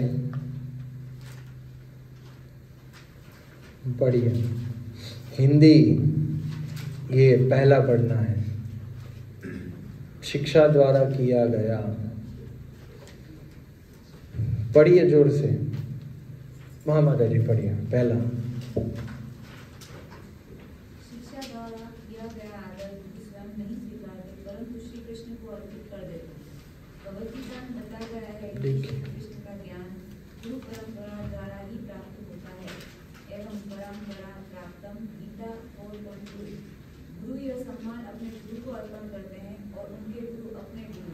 इस प्रकार सम्मान श्री कृष्ण तक पहुंचता है। श्री कृष्ण की कृपा परंपरा द्वारा ही प्राप्त होती है और भगवान को अर्पित सम्मान परंपरा द्वारा ही उन तक पहुंचता है। इस प्रकार से हमें परम परमेश्वर भगवान की ओर बढ़ना चाहिए। यस, समझ में आया कि गुरु शिष्य परंपरा का क्या महत्व है, कि जो भगवान के जो उपदेश है वही उपदेश क्या हो रहे हैं, गुरु परंपरा के माध्यम से प्रवाहित हो रहे हैं। और गुरु आपका सम्मान स्वीकार नहीं करते, गुरु क्या करते, अपने गुरु को देते हैं। श्रील प्रभुपाद क्या बोलते थे कि मैंने, आप सब क्या हो, मेरे गुरु महाराज के प्रतिनिधि, आप सबको मेरे गुरु महाराज ने भेजा है मेरी सहायता करने के लिए। हाँ, तो और भक्ति सिद्धांत महाराज क्या सोचते हैं कि ये मेरे गुरु ने भेजे हैं सहायता के लिए। तो अल्टीमेटली सब श्रीमती राधा रानी तक पहुंचता है, समझे आप। तो गुरु ये होते हैं कि वो सम्मान अपने पास नहीं रखते, वो दूसरों को, अपने गुरु को दे देते हैं, समझे आप। यस,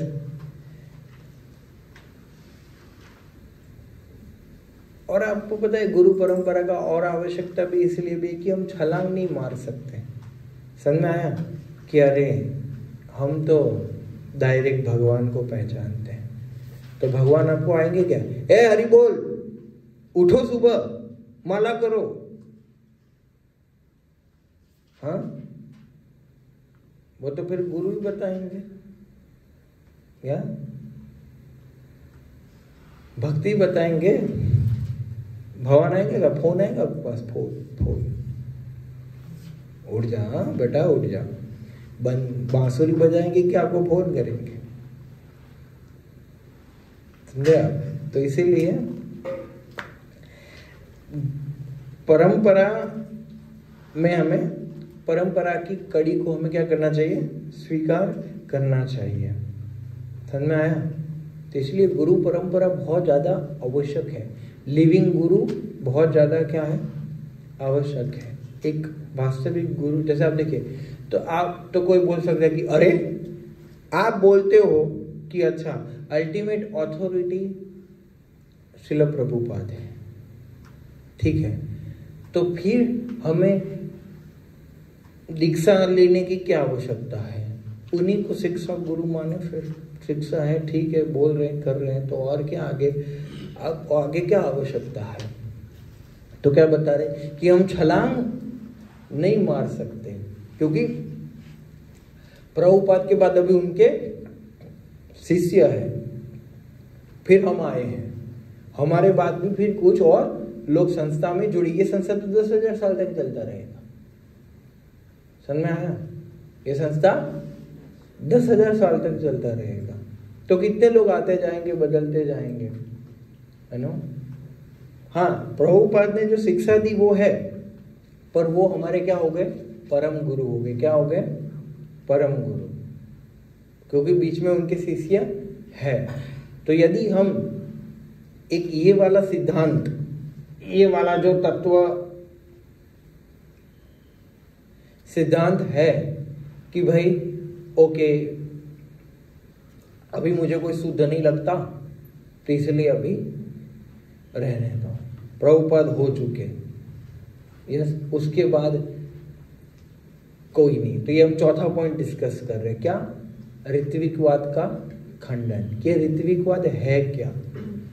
तो ये गुरु परंपरा अभी हम इसलिए भी चर्चा कर सकते हैं, चर्चा कर रहे हैं कि कुछ लोगों का ऐसा मानना है,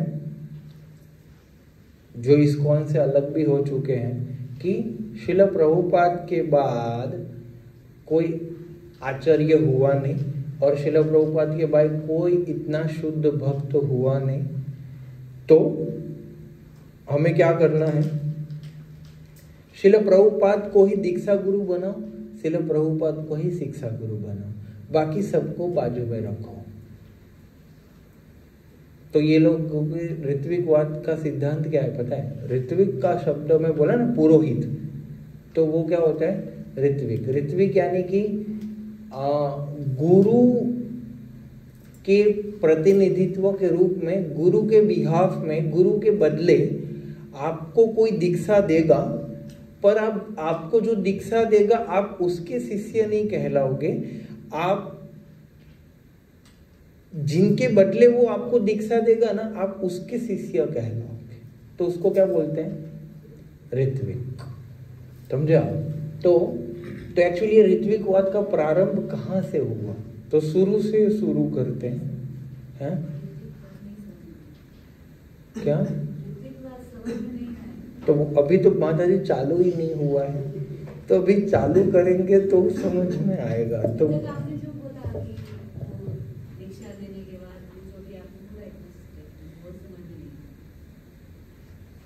ऋत्विक, ओके धन समझ गया। ऋत्विकवाद वो ये बोलना चाहते हैं, ऋत्विक मतलब यही शुरू से शुरू करते, बस वही समझा रहा था मैं यहाँ। तो उसमें कैसा था कि जब श्रील प्रभुपाद ने 70 साल की उम्र में इस्कॉन संस्था प्रारंभ किया, 1965 में गए जल्लू जहाज से, उसके बाद 1966 में संस्था का स्थापना किया अमेरिका में, और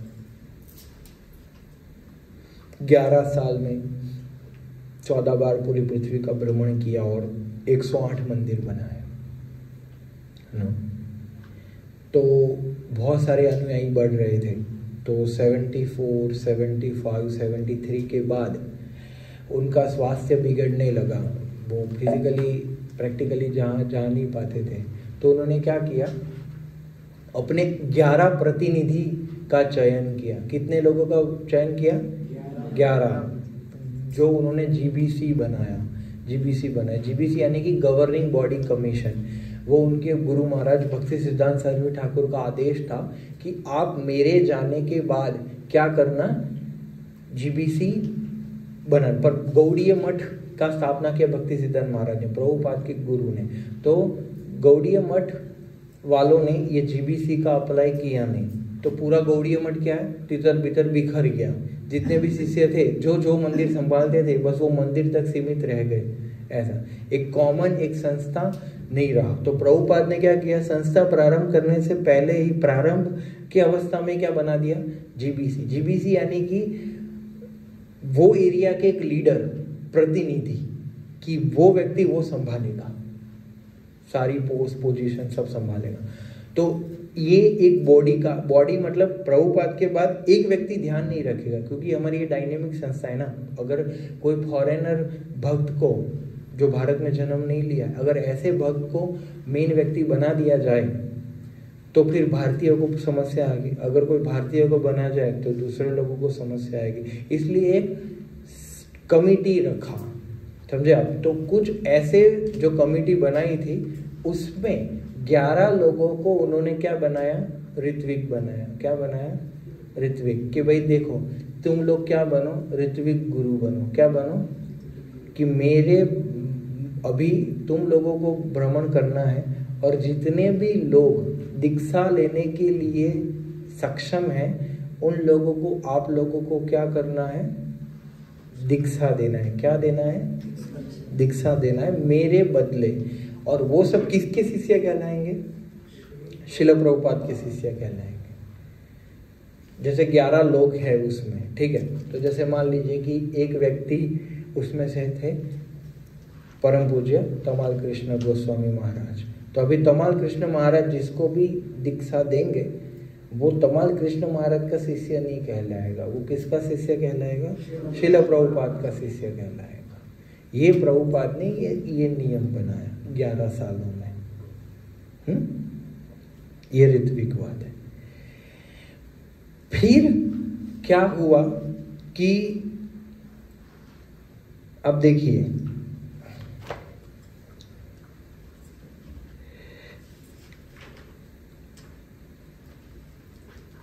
प्रभुपाद के बहुत सारे स्टेटमेंट हैं। तो ये प्रभुपाद ने जो कार्य किया उसको देखकर ऐसा लगता है कि अच्छा, तो क्या श्रील प्रभुपाद नहीं चाहते थे कि उनके बाद कोई दीक्षा दे? क्या श्रील प्रभुपाद यही चाहते थे कि वही दीक्षा और शिक्षा गुरु बने रहे और बाकी सब कार्य करते रहे? इससे तो ये समझ में आता है। पर अब देखिए कुछ और प्रभुपाद के पत्रोपदेश या फिर प्रभुपाद के कुछ भावार्थ है, उससे हम समझ सकते हैं कि प्रभुपाद क्या चाहते थे। तो इसमें देखिए प्रभुपाद क्या चाहते थे। जिन शिष्यों को मैं दीक्षा दे रहा हूं भविष्य में आध्यात्मिक गुरु होंगे। यह छात्र जो मेरे द्वारा दीक्षित किए जा रहे हैं सभी मेरी तरह कार्य करेंगे। जैसे मेरे कई गुरु भाई कार्य कर रहे हैं, इसी प्रकार जिन छात्रों को मैं दीक्षा दे रहा हूं भविष्य के गुरु बनने की तैयारी कर रहे हैं। समझा? तो ये क्या बताया प्रभुपाद ने कि मेरी इच्छा है कि आज मैं जिनको दीक्षा दे रहा हूं आगे जाके वो लोग भी क्या करेंगे, मेरी तरह दीक्षा देंगे। यस। फिर आपने दूसरा स्टेटमेंट पढ़ी है, मैं अपने शिष्यों को प्रामाणिक गुरु बनता देखना चाहता हूं। यस, मैं अपने शिष्य को प्रामाणिक गुरु बनाकर कृष्ण भावनामृत के व्यापक प्रचार देखना चाहता हूं। इससे श्री कृष्ण बहुत प्रसन्न होंगे। अगर आप शक्ति से प्रशिक्षित रहेंगे तभी आप प्रामाणिक गुरु होंगे। आप इसी सिद्धांत पर शिष्य बना सकेंगे। परंतु सदाचार के अनुसार अपने आध्यात्मिक गुरु के जीवन काल के दौरान शिष्य को आध्यात्मिक अभ्यर्थियों को अपने गुरु के पास दीक्षा लेने के लिए ले जाना चाहिए और उनके तिरोभाव अर्थात गैर मौजूदगी में आप दीक्षा दे सकते हैं। यही परंपरा का सिद्धांत है। तो तुष्ट कृष्ण महाराज को प्रभुपाद पत्र लिखते हैं, उसमें लिखा है कि देखिए शिष्य कब तक गुरु नहीं बन सकता, जब तक उसके गुरु शारीरिक रूप में उपस्थित हो। समझ में आया कि भाई अगर किसी के दीक्षा गुरु उपस्थित है तब तक वो शिष्य स्वीकार नहीं कर सकता। जैसे ही गुरु भगवत धाम चले गए उसके बाद यदि वो प्रामाणिक है और उसके गुरु आदेश देके गए हैं कि तू मेरे बाद शिष्य बनाना, तो वो क्या है, बना सकते हैं। हाँ, हमारे इस्कॉन में कुछ ऐसे हैं 1-2 गुरु जिन्होंने शिष्य बनाए, फिर उन्होंने क्या किया कि जिनको शिष्य बनाया उनको ही बोल दिया कि आप क्या करो, भले मैं हूं तो भी आप अपने शिष्य बनाओ। तो अगर कोई बना सकता है पर उसके गुरु का आदेश होना चाहिए। अगर गुरु बोले कि तुम मेरी मौजूदगी में भी मेरी उपस्थिति में भी गुरु बनना, शिष्य बनाने के लिए तुम योग्य हो, गुरु आदेश दे तब शिष्य बना सकता है। बाकी गुरु परंपरा का सिद्धांत क्या है? आदर्श रूप में कि भाई नहीं बनाया जा सकता। तो इसीलिए प्रभुपाद ने ऋत्विकवाद क्यों बनाया था? अगर कोई बोलता है अगर प्रभुपाद ऋत्विकवाद नहीं चाहते तो फिर बनाया क्यों? ये सिद्धांत की वजह से बनाया कि गुरु की उपस्थिति में कोई भी व्यक्ति शिष्य स्वीकार नहीं कर सकता। इसलिए बोला ना कि मैं जब मेरा तिरोभाव हो जाए, जब मैं भगवत धाम चला जाऊं, तब तुम लोग क्या करना? शिष्य स्वीकार करना। चौथा अध्याय जो भगवत गीता का, उसका दूसरा श्लोक क्या है? एवं परंपरा प्राप्तिम। तो यदि प्रभुपाद गुरु शिष्य परंपरा को बंद कर देंगे, ठीक है, तो फिर ये गुरु शिष्य परंपरा आगे कैसे बढ़ेगी? समझ में आ रहा है? कैसे बढ़ेगी आगे? बंद हो गया ना फिर तो, अभी तो गुरु परंपरा बंद। आपसे जो 10 साल बाद 20 साल बाद आया वो भी प्रभुपाद का शिष्य है, अगर ऐसा करेंगे तो। और हमसे जो 50 साल पहले आया वो भी प्रभुपाद का शिष्य। सीनियर जूनियर कौन किसकी बात क्या सुनेगा है? तो दीक्षा गुरु नहीं होंगे तब हम तो ऐसे भी किसी की बात नहीं मानते। तो प्रभुपाद थोड़ी ना आपको उपदेश देने आएंगे, या दीक्षा गुरु ही बोलेंगे ना। दीक्षा गुरु आते हैं तो तब सभी आ जाते हैं, हरि बोल गुरु महाराज आए हैं। सभी लोग रंगोली बनाएंगे ना, प्रसाद दिलाएंगे ना, सब बनाएंगे, ऐसे दिखेंगे नहीं। बट महाराज आएंगे तो उछलेंगे ना, सब चलता रहेगा। तो एटलीस्ट अच्छा है ना, वो सम्मान कर रहा है दीक्षा गुरु का। उसके बहाने बेचारा कर तो रहा है?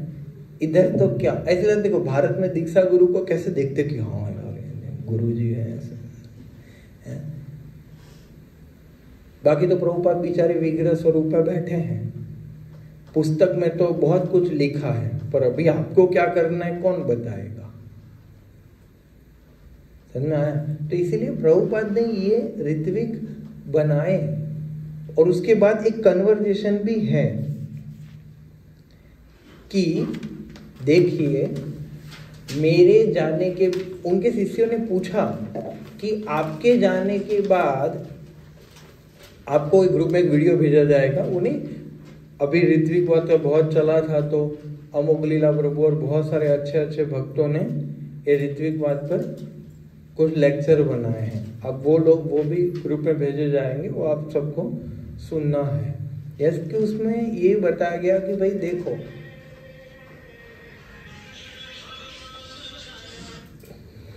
अभी तो अहमदाबाद में ही रहना है, तो इसीलिए अभी सबसे विनती है कि भाई मोबाइल को थोड़ा विराम दे, उसका बोलो कि आवाज मत करो, है ना। तो भाव क्या है कि भाई ऋत्विक पूछा गया ऋत्विकवाद पे कि प्रभुपाद आपके जाने के बाद, क्लियर कट पूछा, ये प्रभुपाद का रिकॉर्डिंग भी है और लिखा हुआ भी है कि भाई आपके जाने के बाद जो भी लोग दीक्षा लेंगे वो किसके शिष्य कहलाएंगे। तो प्रभुपाद बोलते हैं कि जो व्यक्ति दीक्षा देगा वो उसके शिष्य कहलाएंगे और वो मेरे ग्रांड डिसाइपल कहलाएंगे। हम बोलते हैं ना ग्रांड फादर, ग्रांड मदर, यानी कि पिता के पिता, दादा। समझ में आया? तो प्रभुपाद तो बोल के गए। अगर प्रभुपाद की इच्छा नहीं होती कि मेरे बाद कोई दीक्षा ना दे, तो बोल के जाते ना, मेरे बाद किसी को दीक्षा नहीं देना है, सब ऋत्विक बोलो। ऐसा कुछ लिखा नहीं है। समझ में आया? वही बोलते हैं प्रभु जी, गुरु की कृपा गोसाई नाम लेके थे, माने प्रभुपाद की कृपा से मिडिल ने हमें दीक्षा दिया, फिर हो गए। हाँ, यस, बहुत अच्छा। तो भाव यही समझना है कि हम छलांग नहीं लगा सकते हैं। ऐसे तो फिर यही ऋत्विकवादी फॉलो करना है तो फिर प्रभुपाद पे ही क्यों आते हो? ऊपर चले जाओ, भक्ति सिद्धांत महाराज, उनको भी छोड़ो, डायरेक्ट महाप्रभु के पास चले जाओ। और महाप्रभु क्या, डायरेक्ट भगवान के पास चले जाओ। ब्रह्मा और हम सब सेम सेम। ब्रह्मा को बोले किसके? कृष्णा, हम भी कृष्णा। तो फिर प्रभुपाद को भी क्यों पकड़ना है? अगर यही सिद्धांत फॉलो करना है तो फिर छोड़ो सब, चलो ऊपर चले जाओ, सीधा का सीधा, डायरेक्ट कृष्णा का शिष्य। अब देखिए, महाप्रभु के डायरेक्ट शिष्य थे कौन? छोटा हरिदास। चैतन्य चरितामृत में कथा आता है, छोटा हरिदास डायरेक्ट शिष्य थे। तो सन्यासी थे, तो एक माताजी के पास चावल मांग के लाए, नित्य सिद्ध माताजी, महाप्रभु की सेवा के लिए। तो महाप्रभु ने बोला, तुमने सन्यासी होकर माताजी से बात कैसे किया? मैं तुम्हारा परित्याग करता हूं। और दूसरी और वो नित्य सिद्ध पार्षद थे, हरिदास, छोटा हरिदास, और एक तरफ से कालिया कृष्ण। पूरी गौर लीला में एक भक्त जो नित्य बद्ध थे। दो प्रकार के जीव होते, नित्य सिद्ध और नित्य बद्ध। नित्य सिद्ध यानी कि जो कभी माया में नहीं गिरते हैं, और एक नित्य बद्ध जो माया से कभी ऊपर नहीं आते। यस, तो कहने का अर्थ है कि भक्ति करते हैं तो आ सकते हैं, ऐसा। तो हम सब नित्य बद्ध अवस्था में हैं। वो नित्य सिद्ध जीव जो भगवान के स्वधाम से आते, वो थे छोटा हरिदास, फिर भी उनका परित्याग कर दिया।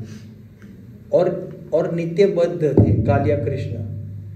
वो तो भट्टहरी वेश्याएं हो जो होती है, उनके साथ रह के आया था वो कालिया कृष्ण। तो भी चैतन्य महाप्रभु उसकी सीखा पकड़ के नित्यानंद प्रभु के पास ले गए और बोले, नित्यानंद तुम्हारे शिष्य को संभालो। एक ने खाली चावल मांगे, माता जी थोड़ा चावल देंगे, और उसको बोलो चलो निकलो इधर से, आना मत, दिखना मत, आज से मैं तुम्हारा तिरस्कार करता हूँ। और एक व्यक्ति वेश्याओं का आलिंगन करके आया है, उसको महाप्रभु माफ कर देते हैं। ऐसा भेदभाव क्यों? पता है, क्योंकि कालिया कृष्ण नित्यानंद प्रभु के शिष्य थे और छोटा हरिदास उनके डायरे। तो भजन है क्या? आश्रय लैया भजे, तार कृष्ण नाही त्यजे, आर सब मरे अकारण। जो आश्रय लेके, अगर गुरु का आश्रय लेके भजन करोगे तो कितनी भी गलती करोगे, ऐसा करो, ऐसी माला करोगे तो भी कृष्णा माफ कर देंगे। वरना आश्रय नहीं लेंगे तो माफ नहीं, सीधा साफ हो जाओगे। समझे आप? तो इसीलिए हमारा भोग क्यों स्वीकार करते हैं भगवान? क्योंकि नीचे गुरु शिष्य परंपरा बैठी है, हमारे गुरु बैठे हैं। वरना भोग थाली लेके जाओ, देखेंगे भी नहीं है कौन है ये, वो भी इतना भी नहीं देखेंगे, क्या आया, कुछ नहीं। यस, तो आश्रय लेना बहुत ज्यादा जरूरी है। जब तक आश्रय नहीं लेंगे तब तक फिर कभी भी कुछ भी हो सकता है, नो।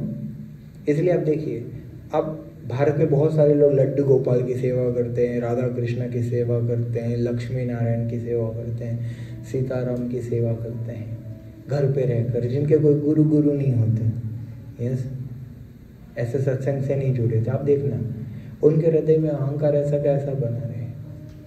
जो भक्तों के जो गुण होते हैं वो कभी विकास नहीं होते। क्यों? जब तक व्यक्ति प्रामाणिक गुरु और प्रामाणिक सत्संग में नहीं जुड़ता, कितनी भी भक्ति कर ले, सब क्या है? जीरो। क्योंकि सत्संग में आने तक अहंकार शुद्धि नहीं होता। इसलिए भक्ति में प्रक्रिया है क्या? इंद्रियां कैसे शुद्ध होगी? सेवा करके। मन कैसे शुद्ध होगा? हरि नाम जाप करके। बुद्धि कैसे शुद्ध होगी? गीता भागवत का अध्ययन करके। अहंकार कैसे शुद्ध होगा? साधु संग से। फिर हम आत्मा के स्तर पर पहुंचेंगे। समझ में आया? यस। तो अभी ऋत्विक पर आते हैं, समझे आप? तो कुछ इस्कॉन में एक भक्त जुड़े जिन्होंने श्रील प्रभुपाद के शिष्य से दीक्षा लिया और फिर 1996 में 1996 इस्कॉन के 40 साल बाद उनको ज्ञान चमका कि अरे प्रभुपाद ने तो ऋत्विक बनाए थे, तो ये सब क्यों दीक्षा दे रहे हैं। यस, तो उन्होंने बोला कि अरे कोई दीक्षा लेने के लिए योग्य नहीं है। वो उन्होंने क्या बोला कि देखो, प्रभुपाद के जाने के बाद बहुत सारे शिष्यों का पतन हो गया। इस्कॉन में श्रील प्रभुपाद के सन्यासी शिष्य जो दीक्षा देते थे वो सबका पतन हो गया। मतलब सभी का नहीं, कुछ लोगों का। कुछ लोग माया में फंस गए, कुछ लोग अपनी साधना से मतलब अपने पद से पतन हो गए। तो बोले देखो कितने सारे लोगों का पतन हो गया, कितने सारे लोग संस्था, क्योंकि कोई संस्था का संस्थापक आचार्य जाता है तो संस्था टूटती है ना। आप जैसे देखिए भक्ति सिद्धांत महाराज गए, गौड़ीय मठ पर असर आया, 64 के 64 मठ अलग अलग हो गए हैं। प्रभुपाद गए तो कुछ लोग जो प्रभुपाद के आकर्षण और प्रभुपाद के प्रभाव के कारण संस्था में जुड़े थे, कुछ लोगों ने छोड़ दिया, जो लोगों ने नहीं समझा था वो लोगों ने। तो 77 से लेकर 90 तक, 1977 से लेकर 1990 तक संस्था में बहुत सारे लोग ऊपर नीचे हुआ, उथल पाथल हुआ। बहुत लोग संस्था छोड़ के चले गए, कुछ लोगों ने गलत भी किया, बहुत कुछ हुआ। तो ये सब परिस्थितियां देखकर ये लोगों ने बोला कि अच्छा, तो मतलब अभी सबको क्या है कि एक एक बार बोलना ना पड़े कि भाई ये बंद करो, ये बंद करो। बुद्धिमान लोग क्या करते हैं कि सुन के समझ जाते हैं कि भाई ये कर देना है हमें। तो बैक टू द पॉइंट कि उसमें एक ऐसा था कि भाई इतने सारे लोगों के पतन हुए हैं, ये सब हुआ है। यस, तो बोले कि कोई प्रामाणिक नहीं है। पर आप देखिए ये उंगलियां देख रहे हो, सब समान है क्या? तो आश्चर्य वो नहीं है कि लोगों का पतन हो रहा है, आश्चर्य वो नहीं है कि लोग छोड़ के जा रहे हैं, ये तो स्वाभाविक है। आपके पास हजारों सैनिक होंगे तो कुछ तो मरेंगे युद्ध में। सभी लोग भाला और तीर लेके क्या मार के ही आएंगे क्या? परीक्षा देंगे तो सब अव्वल नंबर से पास होंगे क्या? कोई तो फेल हो जाएंगे।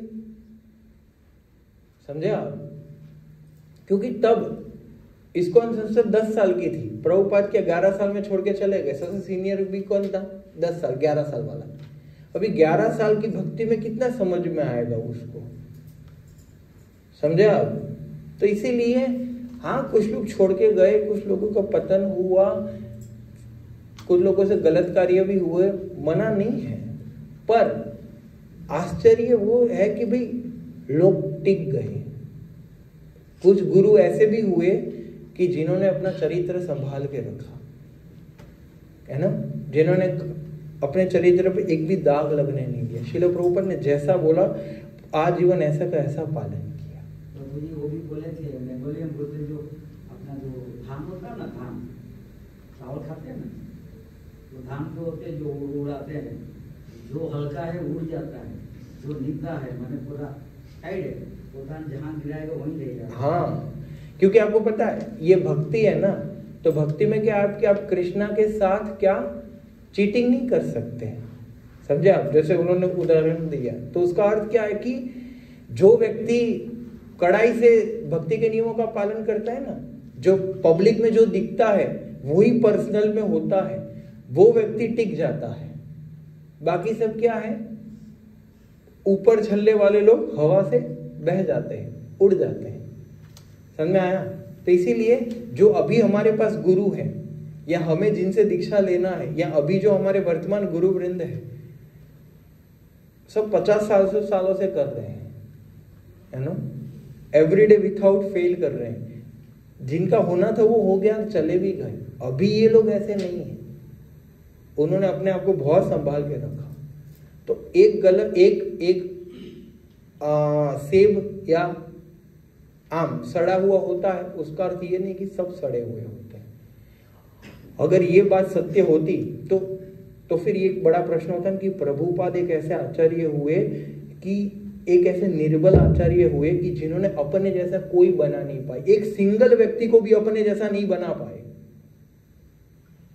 क्या प्रचार किया उन्होंने, तो कैसा हरे कृष्ण महामंत्र और क्या उनकी प्रक्रिया और क्या उनका ज्ञान कि एक व्यक्ति को शुद्ध भक्त नहीं बना पाए आप। क्या इतना मेहनत किया आपने इतनी बड़ा संस्था बनाकर कि एक शुद्ध भक्त अपने जैसा एक व्यक्ति नहीं बना पाए।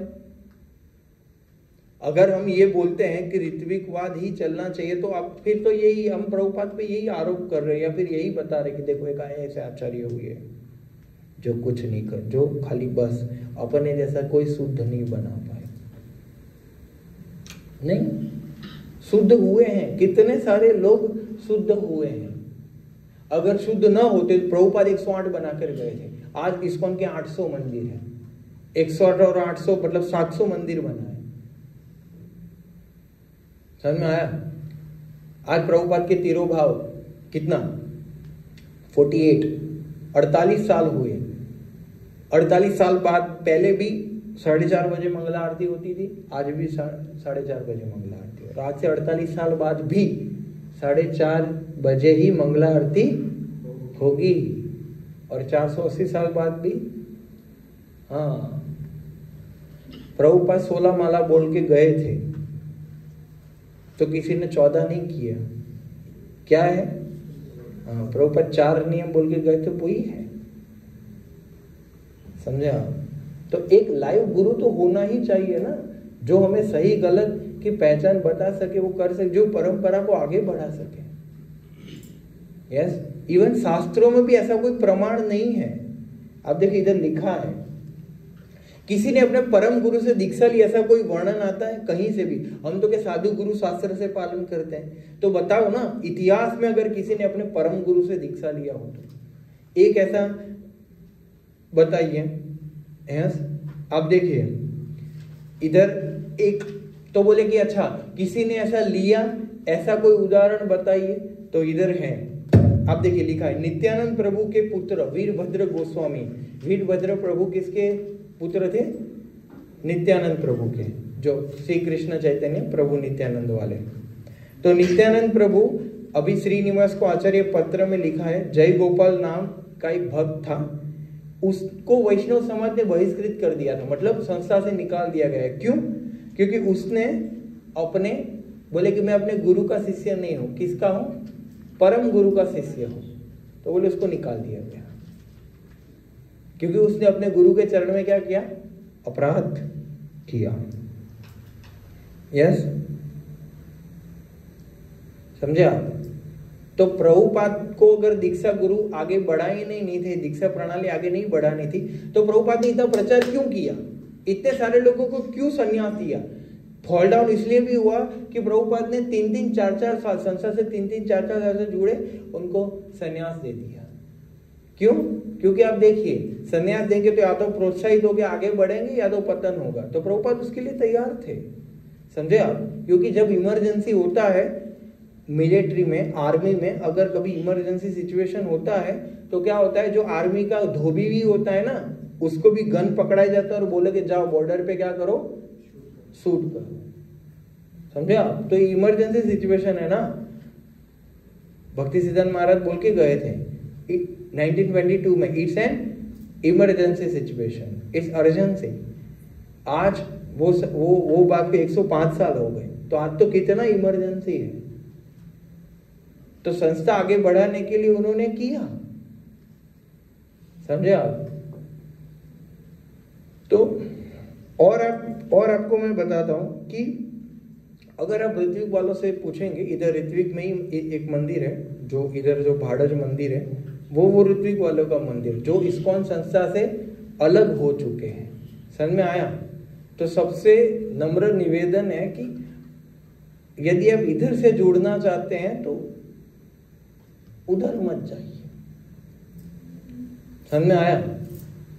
क्योंकि वो लोगों का यही है कि वो लोग हमेशा प्रभुपाद के शिष्यों की निंदा करते हैं, बोले ये ऐसा है, ये वैसा है, ये। और पहला ही नाम अपराध क्या है? भगवान नाम के प्रचार में जीवन को समर्पित करने वाले भक्तों की निंदा करना। भगवान के स्टैंडर्ड क्या है?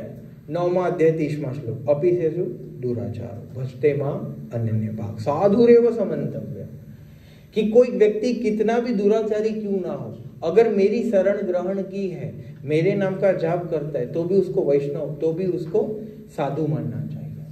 ये भगवान का स्टैंडर्ड है। बताओ, जो एक बार हरे कृष्णा बोलता है या जो मानता है कि कृष्णा ही परम भगवान है, भगवान ने क्या बताया? 7वां अध्याय 19वां श्लोक, बहुनाम जन्मनाम मनते ज्ञानवान माम प्रपद्यते वासुदेव सर्वमिति स महात्मा सुदुर्लभ। जिसको पता चल गया इसी संसार में, इसी जन्म में कि क्या है, कृष्ण ही परम भगवान है, वो क्या है? महात्मा है। और कृष्ण ही एक आधार है, अन्य देवी देवताओं की पूजा करने की आवश्यकता नहीं है। जो ऐसा मानता है और भगवान का अनन्य शरण ग्रहण करता है और इससे कभी कुछ गलती हो भी जाती है, फिर भी उसको साधु मानना चाहिए। ये भगवान भगवत गीता में बताते हैं। तो इधर तो पूरा जीवन समर्पित कर दिया लोगों ने, लोगों को ऐसा साधु बना रहे हैं, ऐसे लोगों की निंदा कर रहे हैं। समझ में आया? अभी इस्कॉन के गुरु पतन हो चुके हैं, वो सोशल मीडिया पे डालने की क्या आवश्यकता है? नए लोगों को बताने की क्या आवश्यकता? मतलब क्या बोलते हैं, समझ में आ रहा है? तो वो लोग बताते हैं कि इस्कॉन में कोई प्रामाणिक गुरु नहीं है। तो अगर प्रामाणिक गुरु नहीं होते तो फिर इतनी बड़ी संस्था कैसे बनती? प्रचार कैसे होता? लोग कैसे आकर्षित होते हैं? हाँ? आज इस्कॉन के लाखों अनुयायी हैं। प्रभुपाद के समय कितने थे? ऐसे गिन सकते थे, 80, 90, 100। अभी तो ऐसे मोटा मोटा प्रसाद के लिए बोला तो भी 100 से ज्यादा पब्लिक आ जाती है। समझा? 100 तो बहुत कम है। तो कितने हैं? और अहमदाबाद में देखो, ये हमारा 30 साल से ये मंदिर है, 26 में 30 साल पूरे होंगे मंदिर को, है ना? ये मंदिर से ही करीब 2,5-3 हजार दीक्षित भक्त होंगे। समझे आप? तो अहमदाबाद में इतने भक्त हैं। तो अगर प्रामाणिक नहीं होते तो संस्था कैसे आगे बढ़ती? और आप एक बात सुनिए, मैं सुन रहा था कि आप एक बात समझिए कि महाप्रभु से परंपरा चालू हुई, षड गोस्वामी आए, हम रूप गोस्वामी के अनुयायी, इसलिए हम रूपानुगा है, ठीक है? तो ऐसे सनातन गोस्वामी की भी अनुयायी है, उनकी भी गुरु शिष्य परंपरा है। जीव गोस्वामी की भी परंपरा है। जीव गोस्वामी की भी परंपरा मतलब वो वृंदावन में राधा श्याम सुंदर मंदिर है, वो जीव गोस्वामी की परंपरा है। राधा दामोदर मंदिर है वो, और इस्कॉन, वो सब रूप गोस्वामी की परंपरा है। राधा रमण मंदिर है वो गोपाल भट्ट गोस्वामी जी की गुरु शिष्य परंपरा है। मदन मोहन मंदिर है वो सनातन गोस्वामी की परंपरा है। यस, राधा श्याम सुंदर मंदिर जीव गोस्वामी की परंपरा है। यस, तो और रघुनाथ भट्ट गोस्वामी की परंपरा है वो जयपुर, जो जयपुर में गोविंद देव जी मंदिर है, वो सब रघुनाथ भट्ट गोस्वामी के अनुयायी है। तो अब देखिए, भक्ति सिद्धांत महाराज तो 37 में चले गए। आज आप अगर आप कोई भी गौड़ीय मठ में जाएंगे ना, तो भक्ति सिद्धांत महाराज के शिष्य, उसके शिष्य के शिष्य, आज उनकी चौथी परंपरा चल रही है। कितनी? भक्ति सिद्धांत महाराज संस्थापक आचार्य के बाद कौन से गुरु चल रहे? तीसरे या चौथे? अभी हमारा तो कितना चल रहा है? पहले ही आए हैं। प्रभुपाद के बाद पहले ही, अभी पहला ही चल रहा है।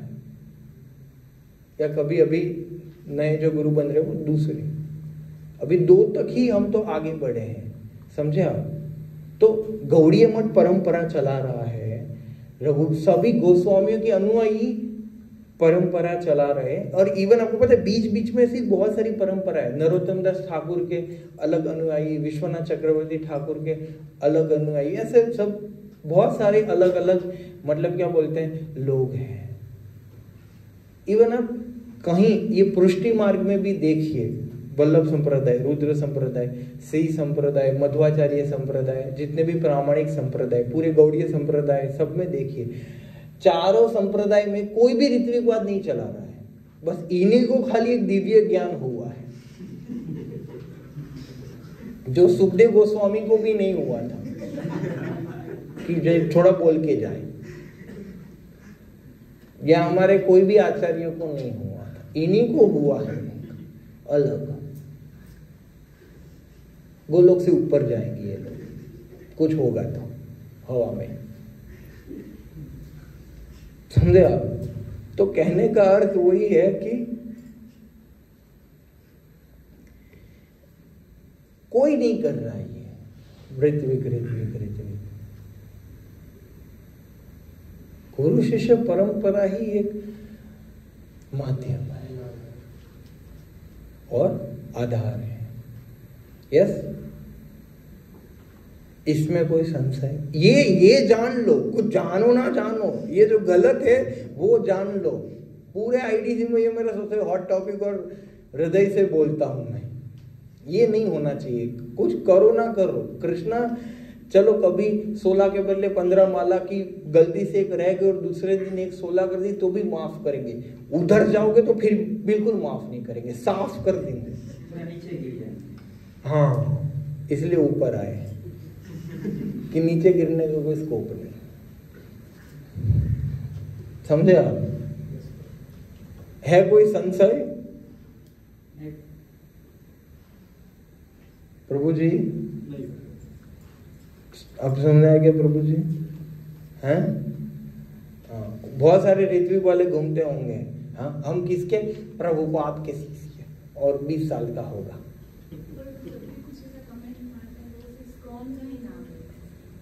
वो इस्कॉन का नाम इसलिए लेते हैं कि इस्कॉन प्रसिद्ध है ना, इसीलिए इस्कॉन का नाम यूज करते हैं, ब्रांड यूज करते हैं। नहीं, अमेरिकन टूरिस्टर के नकली बैग भी आते हैं। अमेरिकन टूरिस्टर लिखने में कितना समय लगता है, पर वो फट जाएगा, इसीलिए ब्रांडेड में से लेंगे तो खर्चा ज्यादा आएगा। अभी तो नहीं कर सकते क्योंकि हाई कोर्ट में वो पास हो गया ना कि एक इस्कॉन बेंगलोर है और एक इस्कॉन मुंबई है, तो हमारा ओरिजिनल संस्था मुंबई से रजिस्ट्रेशन है, तो बोलिए इस्कॉन वो है। उन्होंने हमारा बेंगलोर मंदिर हथिया भी लिया था, समझ में आए? जो भी अक्षय पात्र के जो फाउंडर है श्रीमान मधु पंडित प्रभु, वो प्रभु जी ने क्या इस्कॉन बेंगलोर था, वो उनके जो गुरु थे उनसे नकली साइन करवा के मंदिर हथिया लिया, और उसके बाद फिर क्या हुआ, कर्नाटक की कोर्ट में केस चला, उसमें हम जीत गए। फिर उन्होंने क्या सुप्रीम कोर्ट में केस डाला, तो अभी वो पॉलिटिक्स करके वो जीत गए कि सालों से हम चला रहे हैं तो अभी हमारे नाम कर दो। तो बोले ठीक है, इस्कॉन बेंगलोर इधर, इसीलिए। बाकी उनका तो क्या हरे कृष्णा मूवमेंट या राधा माधव मंदिर या हरे कृष्णा मंदिर ऐसे ही लिखते थे अब तक। तो ऐसा मंदिर के ऊपर तो अभी भी नहीं लिख सकते, सोशल मीडिया पे इनऑफिशियली वो कर सकते, मतलब क्या बोलते, मंदिर के ऊपर उनके मंदिर में से इस्कॉन नहीं लिख, हम लिख सकते, वो नहीं लिख सकते। पर हमारे उनमें यही अंतर है, हम लिख सकते हैं international society for Krishna consciousness, और नीचे फाउंडर आचार्य AC भक्ति वेदांत स्वामी श्रील प्रभुपाद, वो नहीं लिख सकते क्योंकि उनकी संस्था प्रभुपाद ने नहीं बनाई ना, इसीलिए बस इतना अंतर है। आप किसी को भी प्रमाणित करना चाहते हो कि असली संस्थापक आचार्य कौन है, बोले प्रभुपाद, तो बोले नीचे देखो, नीचे देखो, यस क्या लिखा है, संस्थापक आचार्य प्रभुपाद, बोले उधर से आया है, या और वो उनके उसमें नहीं लिखा है, मतलब वो नहीं आए। हाँ वही, बस वही होता है। प्रभुपाद डंडा लेके चलते रहते हैं, वही प्रभुपाद उनके लिए डंडा ही रखेंगे, और तो क्या करें। ठीक है, तो आगे बढ़े।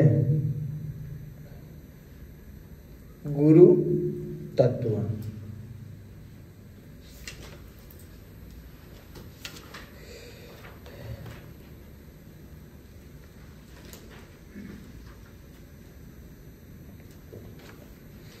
मतलब ऋत्विक बताता है कि शिक्षा गुरु होने चाहिए, दीक्षा गुरु नहीं होने चाहिए। तो उनकी दीक्षा कैसे थी पता है?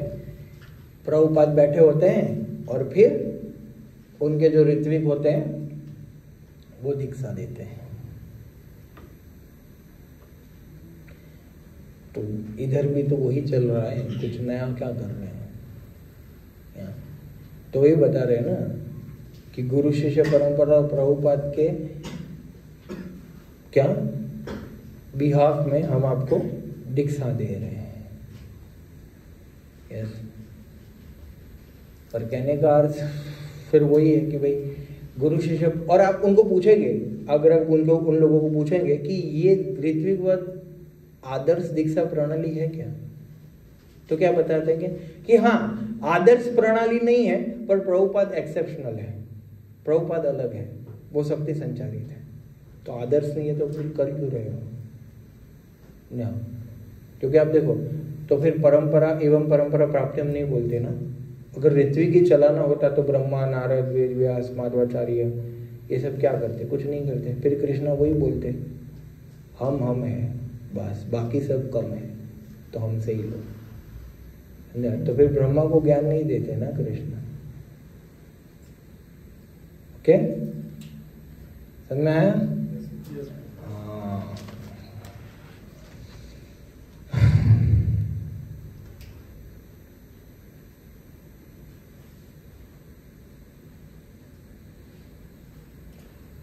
कितने बजे हैं? 4:20 ना, 7 बजे तक जाना है। ठीक है, तो एक काम करते हैं 10 मिनट का ब्रेक ले लेते हैं, फिर से 4:30 को मिलेंगे। फ्रेश होके आइए, नींद भगा के आइए, फिर मिलते हैं। अरे 4:30।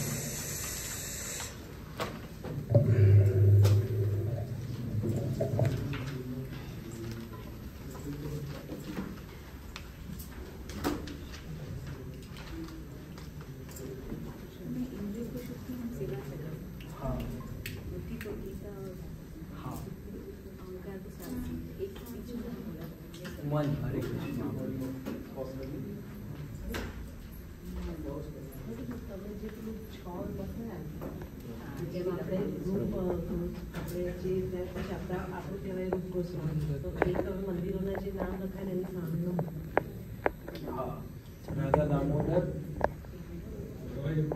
किसका जी राधा दामोदर मंदिर है ना, આપણે इसका पॉज नहीं हो रहा, पॉज मदर मोहन सनातन એવું કરો, પહેલા 6 વર્ષ મેં નામ